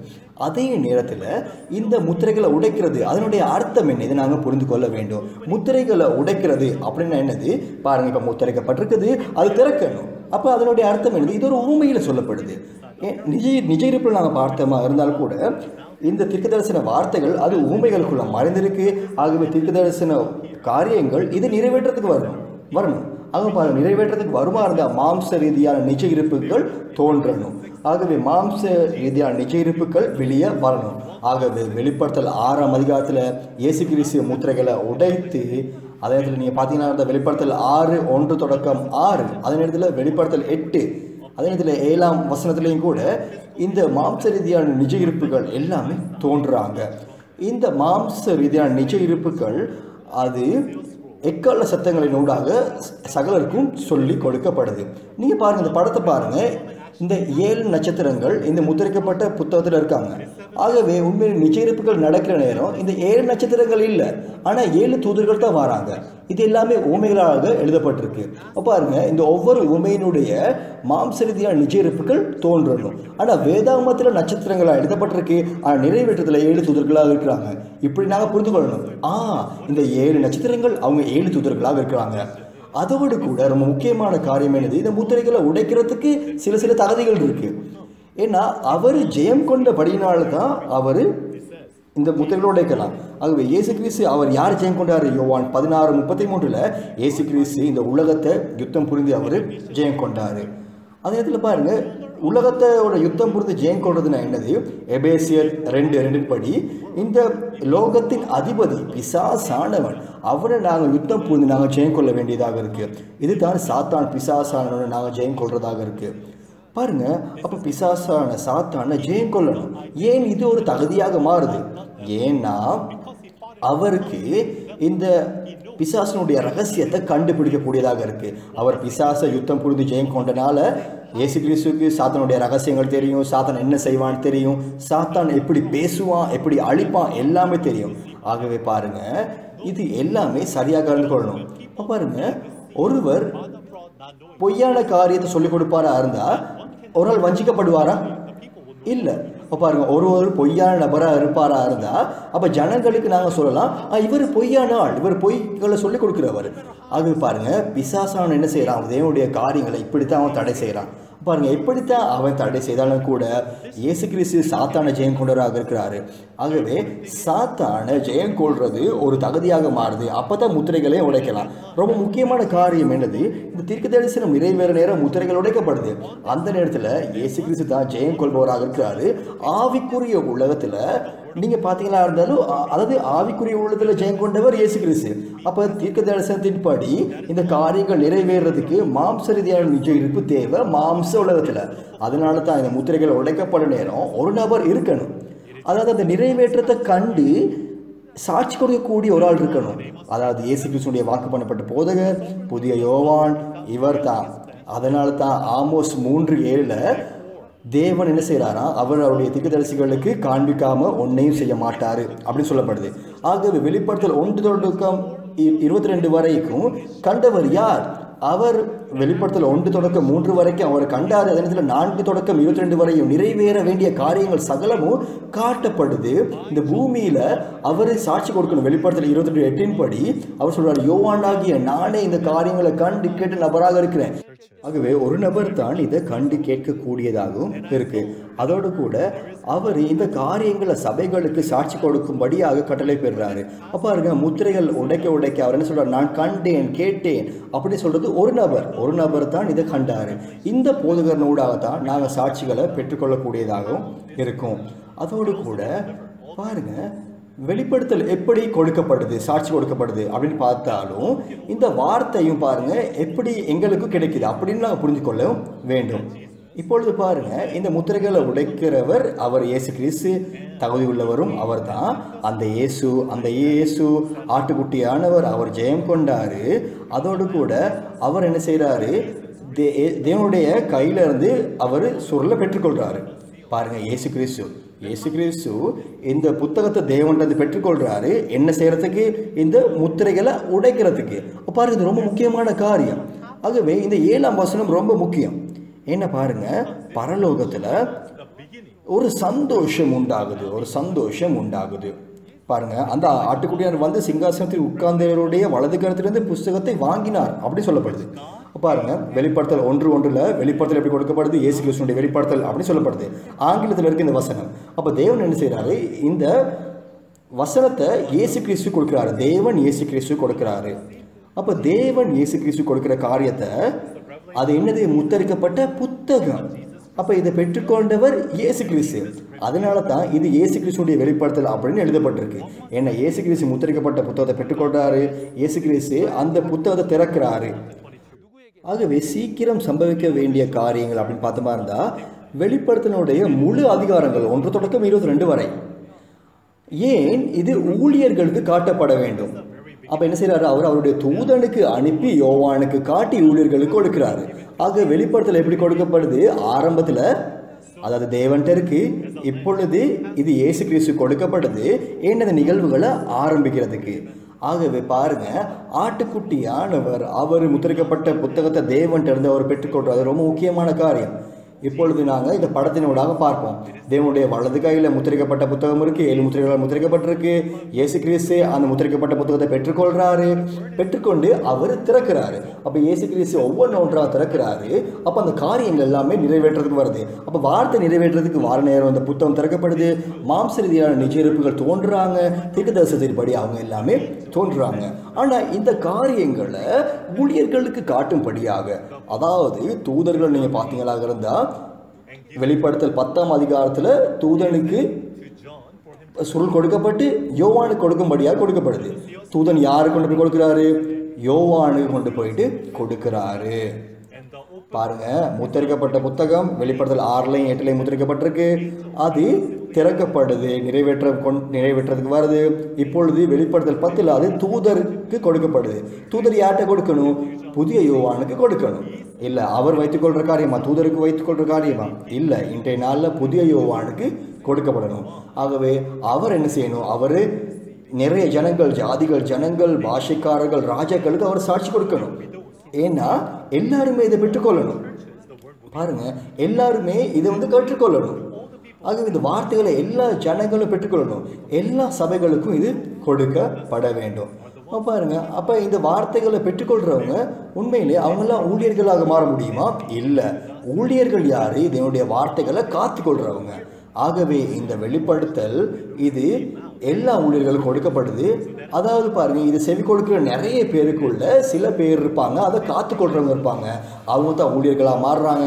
அதனால தான் வெளிப்படுத்தல் 14:7 இயேசு கிறிஸ்து சொல்றாரு, இந்த வெளிப்படுத்தல் இயேசு கிறிஸ்துடைய வெளிப்படுத்தல் அவர் அதை பெற்றுக்கொண்டு அவர் என்ன செய்கிறாரு? இந்த காரியங்களை யோவான்கிட்ட செவி கொடுத்து அவர்கள் அறுவடை செய்யப்படுறாங்க, ஒன்று திறக்கப்படுறாங்க. அவங்க தான் இந்த ஊழியர்களுடைய மாம்ச ரீதியான நிஜ இருப்புகளாக மாறுறாங்க. இப்படித்தான் வெளிப்படுத்தல் கொடுக்கப்படுது. அதாவது வெளிப்படுத்தலை பெற்றுக்கொள்றதுனூடாக மட்டுமே தேவனை அறிந்து கொள்ள முடியாது, நித்திய ஜீவனை பெற்றுக்கொள்ள முடியாது. அப்புறம் முக்கியமான காரியம் என்னது? இந்த கிரியை. அதாவது இது ஒரு நபருக்கு மட்டுமே கொடுக்கப்படுது, புதிய யோவானுக்கு மட்டுமே கொடுக்கப்படுது. அதனால தான் பாருங்க, இந்த வார்த்தைகளை ஒவ்வொரு நபர் பெற்றுக்கொள்றாங்க. அதாவது தூதன்றிருந்து பெற்றுக்கொள்ள முடியாத ஒரு நபர், அவர் இயேசு கிறிஸ்துவின் பெற்றுக்கொள்ள முடியாது, தூதன்றிருந்து பெற்றுக்கொள்ள முடியாது. ஆனால் தேவனும் இயேசு கிறிஸ்துவும் தூதனும் அவங்க எல்லாருமே ஆவியில் இருக்கிறாங்க. ஆனால் இந்த புதிய யோவான் அவர் மாம்சத்தில் இருக்கிறாரு. இந்த புதிய யோவானுக்கு தான் இந்த வார்த்தைகள் கொடுக்கப்படுது. ஆகவே இந்த புத்தகம் சாட்சி கொடுக்க முடியும், சாட்சி கொடுக்க கூடிய சகலமும் சொல்லப்பட்டிருக்கு புதிய யோவானுக்கு மட்டுமே தான். ஆகவே புதிய யோவான் இந்த கட்டளையின்படி, தேவனுடைய கட்டளையின்படி அவர் இந்த வார்த்தைகளை அவர் சகலுக்கு கொண்டு போய் சேர்க்கிறார். இது அவருடைய கடமையாக இருக்கு. ஆகவே எல்லா ஜனங்களும் திறக்கப்பட்ட வார்த்தையை பெற்றுக்கொள்ளணும். இந்த சாட்சியை புதிய யோவான்கிட்ட தான் பெற்றுக்கொள்ளணும். அதே நேரத்தில் அவங்க நித்திய அவங்களுடைய விசுவாச வாழ்க்கையை அவங்க இதனூடாக காத்துக்கொள்ளணும். அப்பொழுதுதான் அவங்க இந்த வார்த்தையின்படி அவங்களுடைய விசுவாச வாழ்க்கையை காத்துக்கொள்ளலாம். பாருங்க, இது ஒரு முக்கியமான வார்த்தை. இல்லாட்டி யாருமே இதை பெற்றுக்கொள்ள வேண்டிய அவசியம் இல்லை. ஆனால் இது ரொம்ப முக்கியமானது. அப்போ வெளிப்படுத்தல் 5:9-10 வரை நாங்கள் வாசிப்போம். அப்பொழுது உங்களுக்கு விளங்கும். தேவனின் புஸ்தகத்தை வாங்கவும் அதன் முத்திரைகளை உடைக்கவும் பாத்திரமாக இருக்கிறேன். ஏனெனில் நீர் அடிக்கப்பட்டு சகல கோத்திரங்களிலும் பாஷைக்காரர்களிலும் ஜனங்களிலும் ஜாதிகளிலும் இருந்து எங்களை தேவனுக்கென்று உம்முடைய இரத்தத்தினால் மீட்டுக்கொண்டு எங்கள் தேவனுக்கு முன்பாக எங்களை ராஜாக்களும் ஆசாய்களும் ஆக்கினீர். நாங்கள் பூமியிலே அரசாளுவோம் என்று புதிய பாட்டை பாடினார்கள். ஆமேன், ஆமேன், ஆமேன், ஆமேன். நீங்கள் நன்றாக வாசித்தீங்க. இப்பொழுது பாருங்கள், நாங்கள் இப்போ வாசித்த வசனம் இது ரொம்ப முக்கியமான வசனம் எங்களுக்கு. ஏன்னா இது எங்களுக்கு ரொம்ப உதவுகிற வசனம். ஏன்னா இயேசு கிறிஸ்து ஜெயம் கொண்ட படியினால இயேசு கிறிஸ்துக்கு தேவன்றது அந்த சுருளை பெற்றுக்கொள்ளக்கூடியதாக இருந்தது. அதே நேரத்தில் அவர் முத்திரைகளை உடைக்கிற நேரம் என்ன நடக்குது, நிறைய ஜனங்கள் இயேசு கிறிஸ்துவின் ரத்தத்தினால அவங்க விலைக்கிரயமாக பெறுறாங்க, அவங்க வாங்கப்படுறாங்க, தேவனுடைய ராஜ்யம் உருவாக்கப்படுது, அவங்க இந்த உலகத்தில் அரசாள்றாங்க. இது ரொம்ப முக்கியமான ஒரு நிகழ்வாக இருக்கு. எல்லாருமே பாருங்க, யார் இந்த உள்ளடக்கத்தை புரிந்து கொள்ளணும் அப்படின்னு நினைக்கிறீங்க? போதகர்கள் தான். ஏன்னா கிறிஸ்தவ உலகத்தின் போதகர்கள் தான் இதை சரியாக அறிந்து கொள்ளணும். ஏன்னா முடிவில் இந்த ரட்சிப்பின் புத்தகம் இயேசு கிறிஸ்துவின் ரத்தத்தினால இது ஜனங்களை நாங்கள் அனைவருமே மீட்டெடுக்கப்படுறோம். ஏன்னா கர்த்தருடைய ரத்தத்துக்கு நாங்கள் உண்மையிலே மகிமை செலுத்துகிறோம். நாங்கள் அதை நிறைய காரியங்களை சொல்லி நாங்கள் புகழ்கிறோம். ஆனால் இந்த காரியங்கள் எப்போ நிறைவேற்றத்துக்கு வருது? இந்த ரட்சிப்பின் கிரியைகள் இதை நாங்கள் சரியாக புரிந்து கொள்ளலாட்டி இது எனக்கு ஒரு அர்த்தப்படாது. ஆனால் போதகர்கள் இது சரியாக செவி கொடுங்க. ஏன்னா இந்த வெளிப்படுத்தல் வார்த்தைகளை நீங்கள் புரிந்து கொண்டீங்களாக இருந்தால், புரிந்து கொண்டு உங்களுடைய நிறைய ஜனங்களுக்கு கொண்டு போய் சேர்ப்பீங்களாக இருந்தால் அவங்களுக்கு நிறைய ரட்சிப்பு வரும். அப்பொழுது நீங்கள் சரியான காரியத்தை செய்வீங்க அப்படின்னு நான் விசுவாசிக்கிறேன். நீங்கள் சரியாக செவி கொடுங்க. நம்முடைய குடும்பத்தை நாங்கள் சரியாக இந்த காரியங்கள் நாங்கள் சொல்லிக் கொடுக்கவும் வேண்டும். பாருங்கள், 4 ஜீவன்கள் 24 மூப்பர்கள் அவங்க இந்த புதிய பாடலை பாடுறதுக்கு ரொம்ப சந்தோஷமாக இருக்காங்க. அப்போ புதிய பாடல்னால் என்னது? இந்த புதிய பாடல் நாங்கள் புரிந்து கொள்றதுக்கு நாங்கள் பாடல்லாம் என்னது அப்படின்னு புரிந்து கொள்ளணும். வேதாமத்தில் பாடல்லாம் என்னது? அதாவது தீர்க்க தரிசனத்தின் சுவிசேஷம். தீர்க்க தரிசனத்தின் சுவிசேஷம். உபாகமம் 31:19 தொடக்கம் 21 மற்றும் 30ஆம் வசனத்தில் நீங்கள் பார்த்தீங்கன்னா இஸ்ரவேல் ஜனங்களுக்கு தேவன் சொல்கிறாரு, ஒரு பாட்டை எழுதுங்க, பாட்டை படிங்க. மோசே என்ன சொல்கிறாரு, அவர் எழுத்துக்களால் ஒரு பாட்டை அவர் எதிர்காலம் நடக்க போகிற காரியங்கள் எல்லாம் அவர் எழுதுகிறார். பாருங்க, அப்போ எதிர்காலத்தில் நடக்க போகிற காரியங்கள் அது ஏற்கனவே சொல்லப்படுது, ஒரு பாடலாக உருவாக்கப்படுது. ஆகவே இது தீர்க்க தரிசனத்தின் சுவிசேஷம். பாருங்க, இந்த பாடல் ஒரு தீர்க்க தரிசனமாக இருக்குமாக இருந்தால் புதிய பாடல்னா என்னது? புதிய பாடல் என்னது? அது இப்போ வந்த காரியம், அதாவது இதுக்கு முதல்ல நாங்கள் கேட்டில்லாத ஒரு பாட்டு. பாருங்க, அப்போ தீர்க்க தரிசனம் நிறைவேற்றதுக்கு வர நேரம், அந்த நிறைவேற்றம் அது நம்மளுக்கு சொல்லப்படுமா இல்லையா? ஆகவே புது பாடல் இது மாம்ச ரீதியான நிறைவேற்றத்தின் சுவிசேஷமாக இருக்கு. நீங்கள் சரியாக செவிக்கொடுங்க. யார் இந்த புதிய பாடலை பாடுறா? யார் இந்த புதிய பாடலை பாடுறா? வெளிப்படுத்தல் 5ஆம் அதிகாரம் 9 தொடக்கம் 10 4 ஜீவன்கள் 24 மூப்பர்கள் அவங்க ஆவிக்குரிய உலகத்தில் படிக்கிறாங்க. வெளிப்படுத்தல் 14ஆம் அதிகாரத்தில் தேவனுடைய சிங்காசனத்தில் 4 ஜீவன்கள் மூப்பர்களுக்கு முன்பாக இந்த புதிய பாடலில் பாடுறவங்களும் இருக்கிறாங்க. அவங்களுக்கு முன்பாக அவங்க முதற் பலன்களாக இருக்கிறாங்க. முத்தரிக்கப்பட்ட 1,44,000 பேர். வெளிப்படுத்தல் 14:6 நீங்கள் பார்க்கலாம். அவங்க நித்திய சுவிசேஷத்தை அவங்க பாடலாக பாடுறாங்க. இது ரொம்ப முக்கியமான ஒரு உள்ளடக்கம். இதை நீங்கள் சரியாக புரிந்து கொள்ளுங்கள். புதிய பாடல்லாம் என்னது அப்படின்னு 4 ஜீவன்களும் 24 மூப்பர்களும் அவங்க புதிய பாடலை பாடுறாங்க.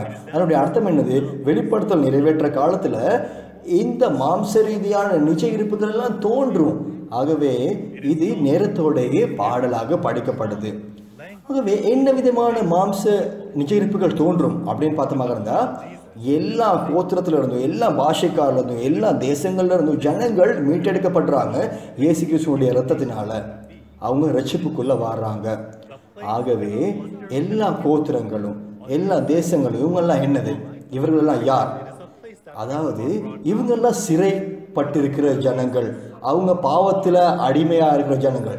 ஏன்னா இந்த ஜனங்கள்ல தான் ஜனங்கள் வெளியே வரணும். இயேசு கிறிஸ்துவினால அவங்க வெளியேற பெற்று அவங்க வாங்கி மீட்டெடுக்கப்பட வேண்டும். யாரு இந்த ஜனங்கள்? யாரு அவங்கள சிறைப்படுத்தியிருக்கிறா? வெளிப்படுத்தல் 13:7, வெளிப்படுத்தல் 17:15 இவர்கள் யாரு? 7 தலை 10 கொம்புள்ள மிருகம், அதாவது சாத்தானுடைய அமைப்பு நிறுவனம். இவங்க அதாவது சிறைப்பிடிக்கப்பட்டிருக்கிறாங்க.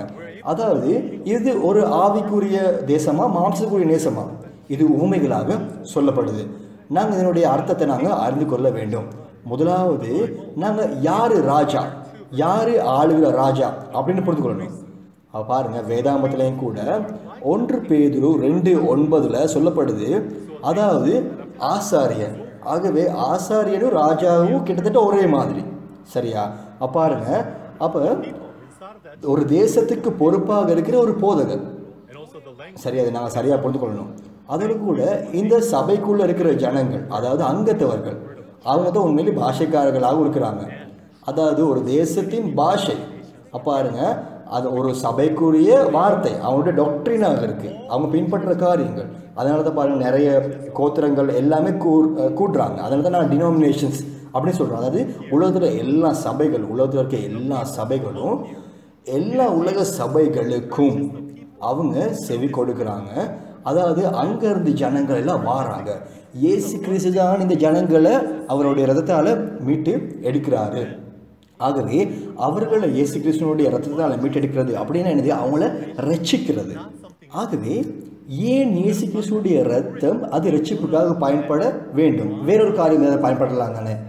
என்ன பாருங்க, ஆட்டுக்குட்டியானுடைய ரத்தம் ஏன் ரத்தத்தால் ரட்சிப்பு? நீங்கள் மோசேல காலத்தில் பார்த்தாலும் கூட இஸ்ரவேல் ஜனங்கள் அவங்க சிறைப்பட்டிருந்தாங்க எகிப்துக்கேல. தேவன் அவங்கள ரட்சிக்கிறதுக்கு தேவன் என்ன செய்கிறாரு? அவர் ஆட்டுக்குட்டியினுடைய ரத்தத்தை மாம்சத்தையும் பயன்படுத்துகிறாரு. ஆகவே ஆட்டுக்குட்டியினுடைய மாம்சத்தினூடாக ரத்தத்தினூடாக சரி அவங்க என்ன செய்கிறாங்க? அவங்களுடைய கதை உள்ள நிலை சட்டங்களில் அவங்க பூசுகிறாங்க. அது இதில் அந்த ஆட்டுக்குட்டியை அவங்க அந்த மாம்சத்தை அவங்க புசிக்கிறாங்க. இப்படி செய்கிறது நிமித்தமாக இந்த வாதை, அதாவது முதல் மகன் சாவு, இது அவங்களுக்கு நடக்கலை. ஆகவே இந்த வாதை அவங்கள கடந்து செல்லுது. ஆகவே அவங்க கடந்து வரக்கூடியதாக இருக்குது. அப்போ பாருங்க, அந்த காலத்தில் ஆட்டுக்குட்டி பயன்படுத்தப்பட்டது. இது ஒரு பலியாக கொடுக்கப்பட்டது. இது ஒரு பலியாக பயன்படுத்தப்பட்ட அதே நேரத்தில் இது கடந்து செல்லுதல் ஆட்டுக்குட்டி அப்படின்னு அழைக்கப்பட்டது. அப்போ பாருங்க, மோசேட காலத்தில் நடந்தது எல்லாமே நிஜம் இல்லை, இது ஒரு நிழல். நீங்கள் முதலாம் வருகை காலத்தில் பார்த்தீங்கன்னாக இருந்தால் இதனுடைய நிஜ இருப்பு யார்? இயேசு கிறிஸ்து. யோவான் 1:29 யோவான் ஸ்நானன் இயேசு கிறிஸ்துவை பார்த்து அவர் என்ன சொல்கிறாரு? இதோ உலகத்தின் பாவத்தை சுமந்து தீர்க்கிற தேவ ஆட்டுக்குட்டி அப்படின்னு அவர் சொல்கிறாரு. ஆகவே இயேசு கிறிஸ்து தான் அந்த ஆட்டுக்குட்டியினுடைய நிஜ இருப்பாக இருக்கிறாரு. ஆகவே இயேசு கிறிஸ்து ஆட்டுக்குட்டியாக இருந்தால் ஜனங்கள் என்ன செய்யணும்? அவருடைய மாம்ச ரீதியான உடலை உட்கொள்ளணுமா? யோவான் 6:51-58 என்ன சொல்லப்படுது? இயேசு கிறிஸ்து சொல்கிறாரு, நானே வானத்திலிருந்து இறங்கின ஜீவ அப்பம் அப்படின்னு சொல்கிறாரு. ஆகவே அதனுடைய நிஜ இருப்பு, அதாவது அவருடைய இரத்தமும் மாம்சம் தான் இதனுடைய நிஜ இருப்பாக இருக்குது. இயேசு கிறிஸ்து வானத்திலிருந்து வந்த நித்திய ஜீவ உணவாக இருக்காரு. ஆகவே பாருங்கள், அந்த ஜீவிக்கிற அப்பம் அவருடைய இரத்தம் மாம்சம் தான் அவர் சொல்கிறாரு. அதாவது உண்மையிலேயே, அதாவது உண்மையானவருடைய இரத்தம் மாம்சமா? இல்லை. ஏன்னா தேவன் வார்த்தையாக இருக்கிற நேரம் இயேசு கிறிஸ்துவும் வார்த்தையாக இருக்கிறார். அதாவது தகப்பன் வார்த்தையாக இருக்கிற நேரம் குமாரனும் வார்த்தையாக இருக்கிறாரு. ஆகவே இயேசு கிறிஸ்து வார்த்தையாக இருக்கிற நேரம் அவருடைய இரத்தமும் மாம்சமும் அதுவும் வார்த்தையாக மாறுதா இல்லையா? ஜனங்கள் இதை புரிந்து கொள்ளலை. அவங்க நினைச்சாங்க இது மாம்ச ரீதியான அப்பம் அப்படின்னு அவங்க நினச்சி அவங்க இயேசு கிறிஸ்து விட்டு போகிறாங்க. ஆனால் 12 சிஷ்யர்களுக்குள்ள பேதுரு அவர் என்ன சொல்கிறாரு? தேவனே, நித்திய ஜீவ வார்த்தைகள் உங்கள்கிட்ட இருக்கிற நேரம் நாங்கள் எங்கே போவோம் அப்படின்னு நான் சொல்கிறாரு. இயேசு கிறிஸ்துடைய ரத்தம் மாம்சம்னா என்னது? திறக்கப்பட்ட வார்த்தை. இயேசு கிறிஸ்து தான் இந்த ஆட்டுக்குட்டியாக இருக்கிறாரு. இயேசு கிறிஸ்துவனுடைய திறக்கப்பட்ட வார்த்தையை பெற்றுக்கொள்றது மூலமாக மட்டும்தான் ஒருவருக்கு மெய்யான ரட்சிப்பை பெற்றுக்கொள்ளலாம். அதனால தான் யோவான் 5:24 கூட இந்த சத்திய வார்த்தைகளை நீங்கள் கேட்குற நேரம் நீங்கள் என்ன செய்வீங்கன்னா, நீங்கள் மரணத்திலிருந்து ஜீவனுக்கு வருவீங்களா? அது கடந்து செல்லுதலா இல்லையா? ஆகவே கடந்து செல்லுதல் உண்மையிலேயுமே இயேசு கிறிஸ்துவனுடைய வார்த்தையினால கூடும், ஆட்டுக்குட்டியுடைய ரத்தத்தினால கூடும். அப்போ இதனுடைய மாம்ச ரீதியான நிஜ இருப்பு என்னது? இயேசு கிறிஸ்து என்ன செய்கிறாரு? அவருடைய சீஷர்களை ஒன்று கூட்டுறாரு. அதோடு கூட அவர் 2ஆம் வருகை காலத்தை குறித்து அவர் புதிய உடன்படிக்கையை குறித்தும் அவர் வாக்கு பண்ணுறாரு. அவருடைய ரத்தத்தினால புதிய உடன்படிக்கை செய்யப்படுது. இந்த புதிய உடன்படிக்கை எப்படி அவர் உருவாக்குறாரு? அதாவது இந்த பாஸ்கா உணவை நான் உட்கொள்றதுக்கு உங்களோட நான் ஆவலாக இருக்கிறேன். அதாவது தேவனுடைய ராஜ்யத்தில் நிறைவேற்றம் வரும் வரைக்கும் இதை நான் புசிக்கிறது இல்லை. அதாவது அவங்க உண்மையிலே உண்மையான மாம்ச ரீதியான, அதாவது உண்மையான ஆட்டுக்குட்டியை பற்றியா பேசுது? இல்லை. அதாவது இயேசு கிறிஸ்து சொல்கிறாரு, நான் பாடுபடும் முன்னே இந்த பாஸ்காவை புசிக்க ஆவலாக இருக்கிறேன் அப்படின்னு சொல்கிறாரு. இயேசு கிறிஸ்துடைய வார்த்தை என்ன? அதாவது அந்த வார்த்தை தான் இரத்தம் மாம்சமாக வருது. ஆனால் தேவனுடைய ராஜ்யத்திற்கு நிறைவேறும் அளவும் இதை நான் மறுபடி புசிக்கிறது இல்லை அப்படின்னு இயேசு கிறிஸ்து சொல்கிறாரு. அப்போ பாருங்க, அப்போ இயேசு கிறிஸ்துடைய வார்த்தை அதை நாங்கள் பெற்றுக்கொள்ளக்கூடாமல் இருக்குது. ஏன்னா இயேசு கிறிஸ்து விட்டுட்டு போகிறாரு. அப்போ அவர் திரும்ப வரும் வரைக்கும் மனதில் வைத்துக்கொள்ளுங்க. அவரை சொல்கிறாரு, நீங்கள் நினைவு கூறுங்கன்னு சொல்கிறாரு. அப்புறம் முக்கியமான காரியம் என்ன? அதாவது நாங்கள் மறுபடி சாப்பிட முடியாது, தேவனுடைய ராஜ்யத்தில் அது நிறைவேறும் வரும் அளவு. அது நிறைவேற்றம் வார நேரம் தான் நிறைவேற்றத்துக்கு வரும். பாருங்க, அப்போ தேவனுடைய ராஜ்யம் அது என்ன? தேவனுடைய ராஜ்யம் வெளிப்படுத்தல் 5:9 தொடக்கம் 10 நீங்கள் வாசித்தாலும் கூட எல்லாம் கோத்திரம் ஜாதிகள் அதே இதில் அங்கேருந்து ஜனங்கள் வர அந்த பாவத்தில் இருக்கிற ஜனங்கள் எல்லா சபைகள்ல இருந்தும் ஆட்டுக்குட்டியாவுடைய இரத்தத்தினூடாக ஜனங்கள் என்ன செய்கிறாங்க? அவங்க மீட்டெடுக்கப்படுறாங்க. ஆகவே இயேசு கிறிஸ்துவுடைய இரத்தம் நான் திறக்கப்பட்ட வார்த்தையா இல்லையா? அந்த திறக்கப்பட்ட வார்த்தை இயேசு கிறிஸ்துவுடைய வார்த்தையை பெற்றுக்கொள்கிறவங்க அவங்க இந்த புதிய யோவானூடாகத்தான் இந்த காரியங்கள் எல்லாமே சொல்லிக் கொடுக்கப்படுது. இந்த திறக்கப்பட்ட வார்த்தையினூடாக ஜனங்கள் அவங்க மீட்டெடுக்கப்படுறாங்க. இயேசு கிறிஸ்துவுடைய வெளிப்படுத்தல் இது சாட்சி கொடுக்கப்படுது புதிய யோவானூடாக. இந்த வெளிப்படுத்தல் வார்த்தைகளை நாங்கள் புரிந்து கொள்வது ரொம்ப முக்கியமானது. ஏன்னா இந்த வார்த்தை இது இயேசு கிறிஸ்துவுடைய இரத்தம், இது அதாவது முடிவில் வார காரியங்கள். ஆகவே இந்த நேரத்தில் தான் ஜனங்கள் மீட்டெடுக்கப்படுறாங்க இயேசு கிறிஸ்துவின் இரத்தத்தினால. அதோடு கூட தேவனுடைய ராஜாக்களும் ஆசாரிகளும் உண்டாகப்படுறாங்க. ஆகவே தேவனுடைய ராஜ்யம் நாங்கள் இங்கே தான் இந்த உணவை உட்கொள்ளக்கூடியதாக இருக்கு. இங்கே தான் தேவனுடைய ராஜ்யம் நிறைவேற்றத்துக்கு வருது. ஆகவே பாருங்க, இந்த இரத்தத்தினுடைய பாதிப்பு அது எங்க சரியாக நிறைவேற்றத்துக்கு வருது? அது 2ஆம் வருகை காலத்துல தான், வெளிப்படுத்த நிறைவேற்ற காலத்துல. நீங்க வெளிப்படுத்தல் 5:9 தொடக்கம் 10 வாசிங்களாக இருந்தா ஜனங்கள் என்ன செய்யறாங்க? அவங்க இரத்தத்தினால மீட்டு கொண்டு.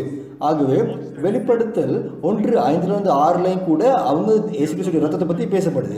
வெளிப்படுத்தல் 7:14 மிகுந்த உபத்திரவ காலத்தில் தங்களுடைய வஸ்திரங்களை கழுவி கொள்றவங்க இருக்காங்க, பாவங்களை கழுவி கொள்றவங்க இருக்காங்க, கழுவி கொண்டு தேவன்கிட்ட வாரவங்க இருக்கிறாங்க. அவங்க வெண்ணக்கி திறத்திலான ஜனங்களாக இருக்கிறாங்க. அப்போ தேவனுடைய ராஜ்யத்தை நிறைவேற்றுறதுக்கு நாங்கள் என்ன செய்யணும்? பிசாசை நாங்கள் ஜெயம் கொள்ளணும். அதுக்குரிய ஆயுதம் என்ன? அது ஆட்டுக்குட்டியின் இரத்தம், அதோடு கூட சாட்சியின் வசனங்கள். வெளிப்படுத்தல் 12:11. ஆகவே 2ஆம் வருகை காலத்தில் நாங்கள் புரிந்து கொள்ளணும். அதாவது 2000 வருடங்கள் முதல் சித்தப்பட்ட இயேசு கிறிஸ்துவினுடைய இரத்தம், அதனுடைய பாதிப்பு, அதனுடைய மாற்றம் அது 2ஆம் வருகை காலத்தில் தான் அது நிறைவேற்றத்துக்கு வருது. அதாவது யாருக்கு இந்த இரத்தம் செயல்படுது? ஆகவே ஆட்டுக்குட்டியின் இரத்தம், கடந்து செல்லுதல் ஆட்டுக்குட்டியின் இரத்தம் எப்படி அவருடைய இரத்தத்தினூடாக ரட்சிப்பு நிறைவேற்றத்துக்கு வருது? ஆகவே பாவத்தில் இருக்கிற ஜனங்கள் அதாவது அவங்க மீட்டெடுக்கப்படுறாங்க. ராஜாக்களும் ஆசாரியர்களும் உண்டாகப்படுறாங்க. தேவனுடைய ராஜாக்களும் ஆசாரியர்களும் மாறுறதுக்குரிய ஆசீர்வாதம் என்னது? அவங்க ஆளுகை செய்வாங்களாம். ஆளுகை செய்து எப்படி? அவங்க ராஜாக்களை ஆளுகை செய்வாங்க. அப்போ ராஜாக்கள்னா யார்? போதகர்கள். அதாவது ஒரு நாளில் வெளிப்படுத்தல் நிறைவேற்றத்துக்கு வரும் அப்படின்னு சொல்ல முடியாது. அப்போ வெளிப்படுத்தல் நிறைவேற்றுமா இருந்தால் அப்போ நாங்கள் நிறைவேற்றதை நாங்கள் விசுவாசிக்கணுமா இல்லையா? ஆகவே ஒரு புதிய போதகர்கள், அவங்க திறக்கப்பட்ட வார்த்தைகளை கற்றுக் கொடுக்கக்கூடியவங்க, அவங்க வருவாங்க. அவங்க தேவனுடைய புதிய ஆசிரியர்களாக இருப்பாங்க. தேவனுடைய புதிய ராஜ்யத்தில் புதிய ராஜாக்களாக இருப்பாங்க. என்னுடைய நிஜ இருப்பு என்ன? வெளிப்படுத்தல் 14 கூட, அதே வெளிப்படுத்தல் 7 கூட அறுவடை செய்யப்பட்டு முத்தரிக்கப்பட்ட 12 கோத்திரங்கள், தேவனுடைய ராஜ்யம் 1,44,000 பேர். இதனுடைய சாட்சி என்ன? ஏன்னா இவர்கள் மட்டும்தான் இந்த புதிய பாடலை பாடக்கூடியவங்களாக இருப்பாங்க. அதாவது தீர்க்க தரிசனத்தின் சுவிசேஷம் பாருங்க, எந்த காலத்தில்? 2ஆம் வருகை காலத்தில் இது வெளிப்படுத்தலாக இருக்கு. அப்போ வெளிப்படுத்தல் நிறைவேற்றம் இந்த காரியம் தான் சாட்சி கொடுக்கப்படுது தேவனுடைய சிங்காசனத்துக்கு முன்பாக, மூப்பர்களுக்கு முன்பாக, 4 ஜீவன்களுக்கு முன்பாக. இந்த ஜனங்கள் மட்டுமே இந்த பாடலை கற்றுக்கொள்ளக்கூடியவங்க, அதோடு கூட புதிய பாடலை பாடக்கூடியவங்க தேவனுடைய சிங்காசனத்துக்கு முன்பாக. அதாவது சொல்லப்படுது 1,44,000 பேர். இவங்க 12 கோத்திரத்தை சார்ந்தவங்க. இதனூடாக மட்டும்தான் பாருங்க இயேசு கிறிஸ்துவுடைய ரட்சிப்பு அது எப்படி நிறைவேற்றத்துக்கு வருது, எப்படி இதனுடைய நிறைவேற்றம் வருது. ஆகவே நாங்கள் வெளிப்படுத்தல் 4:5 வசனங்களை நாங்கள் சுருக்கி பார்ப்போம். வெளிப்படுத்தனால நாங்கள் பார்த்தோம், ஒரு நபர் மட்டுமே அவர் ஆவிக்குரிய உலகத்துக்கு போகிறாரு, போய் ஆவிக்குரிய உலகத்தை பார்க்குறாரு, புதிய யோவான் மட்டுமே. ஆகவே அந்த புதிய யோவானாகிய ஒரு நபர் மட்டுமே பூமியில் இந்த ராஜ்யத்தை கட்ட முடியும், பரலோகத்தில் இருக்கிற மாதிரியே. புதிய யோவான் இவர் தான் இயேசு கிறிஸ்து எப்படி இந்த தேவனுடைய வலது கையிலிருந்து சுருளை பெற்றுக்கொள்கிறாரு. அதற்கு கூட இயேசு கிறிஸ்து 6ஆம் அதிகாரம் 8ஆம் அதிகாரத்தில் அவர் முத்திரைகளை உடைக்கிறாரு, உடைத்து புதிய யோவானுக்கு புத்தகத்தை கொடுக்கிறாரு வாசிக்கும்படியாக. இந்த திறக்கப்பட்ட வார்த்தைகளை புதிய யோவான் உட்கொள்கிறாரு. இந்த வார்த்தைகள் இது இயேசு கிறிஸ்துவனுடைய வார்த்தைகளாக மாறுது. ஆகவே பாருங்க, அப்போ இயேசு கிறிஸ்துவனுடைய இரத்தத்தால் ரட்சிப்பு வருது. ஆகவே நாங்கள் சாட்சி கொடுக்கணும் இயேசு கிறிஸ்துவனுடைய வார்த்தையை, இயேசு கிறிஸ்துவ இரத்தத்தை நாங்கள் சாட்சி கொடுக்கணும். இதனூடாக மட்டும்தான் எங்களுக்கு ரட்சிப்பு இருக்குதா இல்லையா? அதோடு கூட ஒரு நபருக்கு மட்டுமே இந்த வெளிப்படுத்தப்பட்ட வார்த்தைகளில் சாட்சி கொடுக்க முடியும், புதிய யோவான் மட்டுமே. ஆகவே நாங்கள் என்ன செய்யணும், நாங்கள் இந்த வார்த்தைகளை இருக்கிற விதமாகவே நாங்கள் விசுவாசிக்கணும், அதோடு கூட நாங்கள் காத்துக்கொள்ளணும். அதுக்கு அடுத்தது நாங்கள் வெளிப்படுத்தல் 4 அதனுடைய வார்த்தைகளை நாங்கள் பார்ப்போம். அடுத்த முறை வெளிப்படுத்தல் 6 நாங்கள் பார்ப்போம். இயேசு கிறிஸ்து அவர் முத்திரைக்கப்பட்ட புத்தகத்தை அவர் என்ன செய்கிறார், எடுத்து அவர் உடைக்கிறாரு. வெளிப்படுத்தல் 6 முத்திரைகள் உடைக்கப்பட்ட நேரம் மாம்ச நிஜ இருப்புகள் தோன்றுது. அப்போ மாம்ச நிஜ இருப்புகள்னா என்னது? அப்போ நான் நினைக்கிறேன் அடுத்த லெசன் ஊடாக நீங்கள் இதை கற்றுக்கொள்ளுவீங்க அப்படின்னு. அன்புக்குரிய போதகர்களே, விசுவாசத்தின் குடும்பத்தினரே, முழு உலகத்திலும் இருப்பவங்களே, இப்பொழுது மிக உபத்திரவ காலமாக இருக்குது. பாருங்க, ரொம்ப கஷ்டமான காலத்திலும் கூட தேவன் அவர் ஒரு நாளும் எங்களை மறக்கிறது இல்லை. அவருடைய கிருபை எங்களை மேலே இருக்கு. வெளிப்படுத்தல் 7ஆம் அதிகாரம் அது வாக்கு பண்ணப்பட்டிருக்கு. திரளான ஜனங்கள் அவங்க இயேசு கிறிஸ்துவின் இரத்தத்தினால் அவங்க ரட்சிக்கப்படுவாங்க. இந்த ஜனங்கள் அவங்க எங்கே கூடுவாங்க? வெளிப்படுத்தல் 7:9 தொடக்கம் 10 தேவன் அவர் சிங்காசனத்தில் அமர்ந்திருக்கிறாரு. ஆட்டுக்குட்டியானவர் எங்கே இருக்காங்களோ அவங்க தேடி வருவாங்க. அவங்க தேவனோடு ஒன்று சேருவாங்களா இல்லையா? ஆமேன், இது உண்மை. ஏன்னா இந்த உபத்திரவ காலத்திலும் கூட நாங்கள் அனைவரும் ஒன்றாகணும். நாங்கள் அனைவரும் ஒன்று. முதலாவது நாங்கள் தேவனுக்குள்ள ஒன்றாகணும். இந்த காரியத்தை நாங்கள் செய்கிறதுக்கு எங்களுடைய பாவங்கள் கழுவப்படணும் இயேசு கிறிஸ்துவின் இரத்தத்தினால. இது மட்டுமே எங்களுக்கு ரட்சிப்பை தரும். அந்த இரத்தமானது இன்றைய நாளில் இயேசு கிறிஸ்துவின் திறக்கப்பட்ட வார்த்தையாக இருக்குது. இந்த திறக்கப்பட்ட வார்த்தை இப்பொழுது வெளிப்படுத்தல் 10ஆம் அதிகாரத்தில் வாக்கு பண்ணப்பட்ட போதகர் கொடுக்கப்படுது. வாக்கு பண்ணப்பட்ட போதகர் இது திறக்கப்பட்ட இந்த புத்தகத்தை பெற்றுக்கொள்கிறாரு. ஆகவே நாங்கள் என்ன செய்யணும், இந்த வெளிப்படுத்தல் வார்த்தைகள் நாங்கள் அனைவரும் ஒன்றாகணும். அப்பொழுதுதான் நாங்கள் தேவனுக்குள்ளே இயேசு கிறிஸ்துக்குள்ளேயும் ஒன்றாக முடியும். இந்த வெளிப்படுத்தல் வார்த்தைகள் இது இயேசு கிறிஸ்து வாக்கு பண்ண வார்த்தைகளாக இருக்குமாக இருந்தா, இந்த வெளிப்படுத்தல் இது இயேசு கிறிஸ்துவினுடைய வெளிப்படுத்தலாக இருக்குமாக இருந்தா, மற்ற எல்லா மதத்தையும் விட போதகர்கள் தான், கிறிஸ்தவ போதகர்கள் தான், அதோடு கூட அவங்களுடைய அங்கத்தவர்கள் தான், கிறிஸ்தவ விசுவாசிகள் தான் நாங்கள் அனைவரும் ஒன்றாக வேண்டும். அதன் பிறகு நாங்கள் எல்லா ஜனங்கள் மற்ற எல்லா மதத்தவருக்கும் உலகத்தில் இருக்க எல்லாருக்கும் இது கொண்டு போய் சேர்க்கப்படணும். நாங்கள் அனைவரும் ஒன்றாகணும். இதுவே மெய்யான சமாதானமாக இருக்கும். வெளிப்படுத்தல் நிறைவேற்ற காலத்தில் எதிர சாத்தான் பிசாசானவன் அவன் சிறைப்பிடிக்கப்படுறான். ஆகவே மெய்யான பாராதீசு அது வாக்கு பண்ணப்பட்டிருக்கு. அங்கே சமாதானம் சுதந்திரம் இருக்கு, அதே நேரத்தில் அன்பும் இருக்கு. இங்கே தான் பாவமே இல்லை, அதே நேரத்தில் கவலையும் பட்கடிப்பும் இல்லை. நாங்கள் அனைவரும் ஒன்றாகுவோம். நாங்கள் அனைவரும் ஒன்றாகி எங்களுடைய பாவங்களை இயேசு கிறிஸ்துவின் இரத்தத்தினால நாங்கள் கழுவிக்கொள்வோம். தேவனுடைய குடும்பமாக நாங்கள் மாறுவோம், பரலோக குடும்பமாக மாறுவோம். ஆகவே அங்கே அழுகை இல்லை, மெய்யான சமாதானம் இருக்கு. நாங்கள் அனைவரும் ஒன்று, நாங்கள் அனைவரும் ஒன்றாகுவோம். இப்பொழுது நாங்கள் பெற்றுக்கொண்ட வார்த்தைக்காக நாங்கள் எங்களுடைய தகப்பனுக்கு நாங்கள் நன்றி செலுத்தி ஜெபம் பண்ணுவோம்.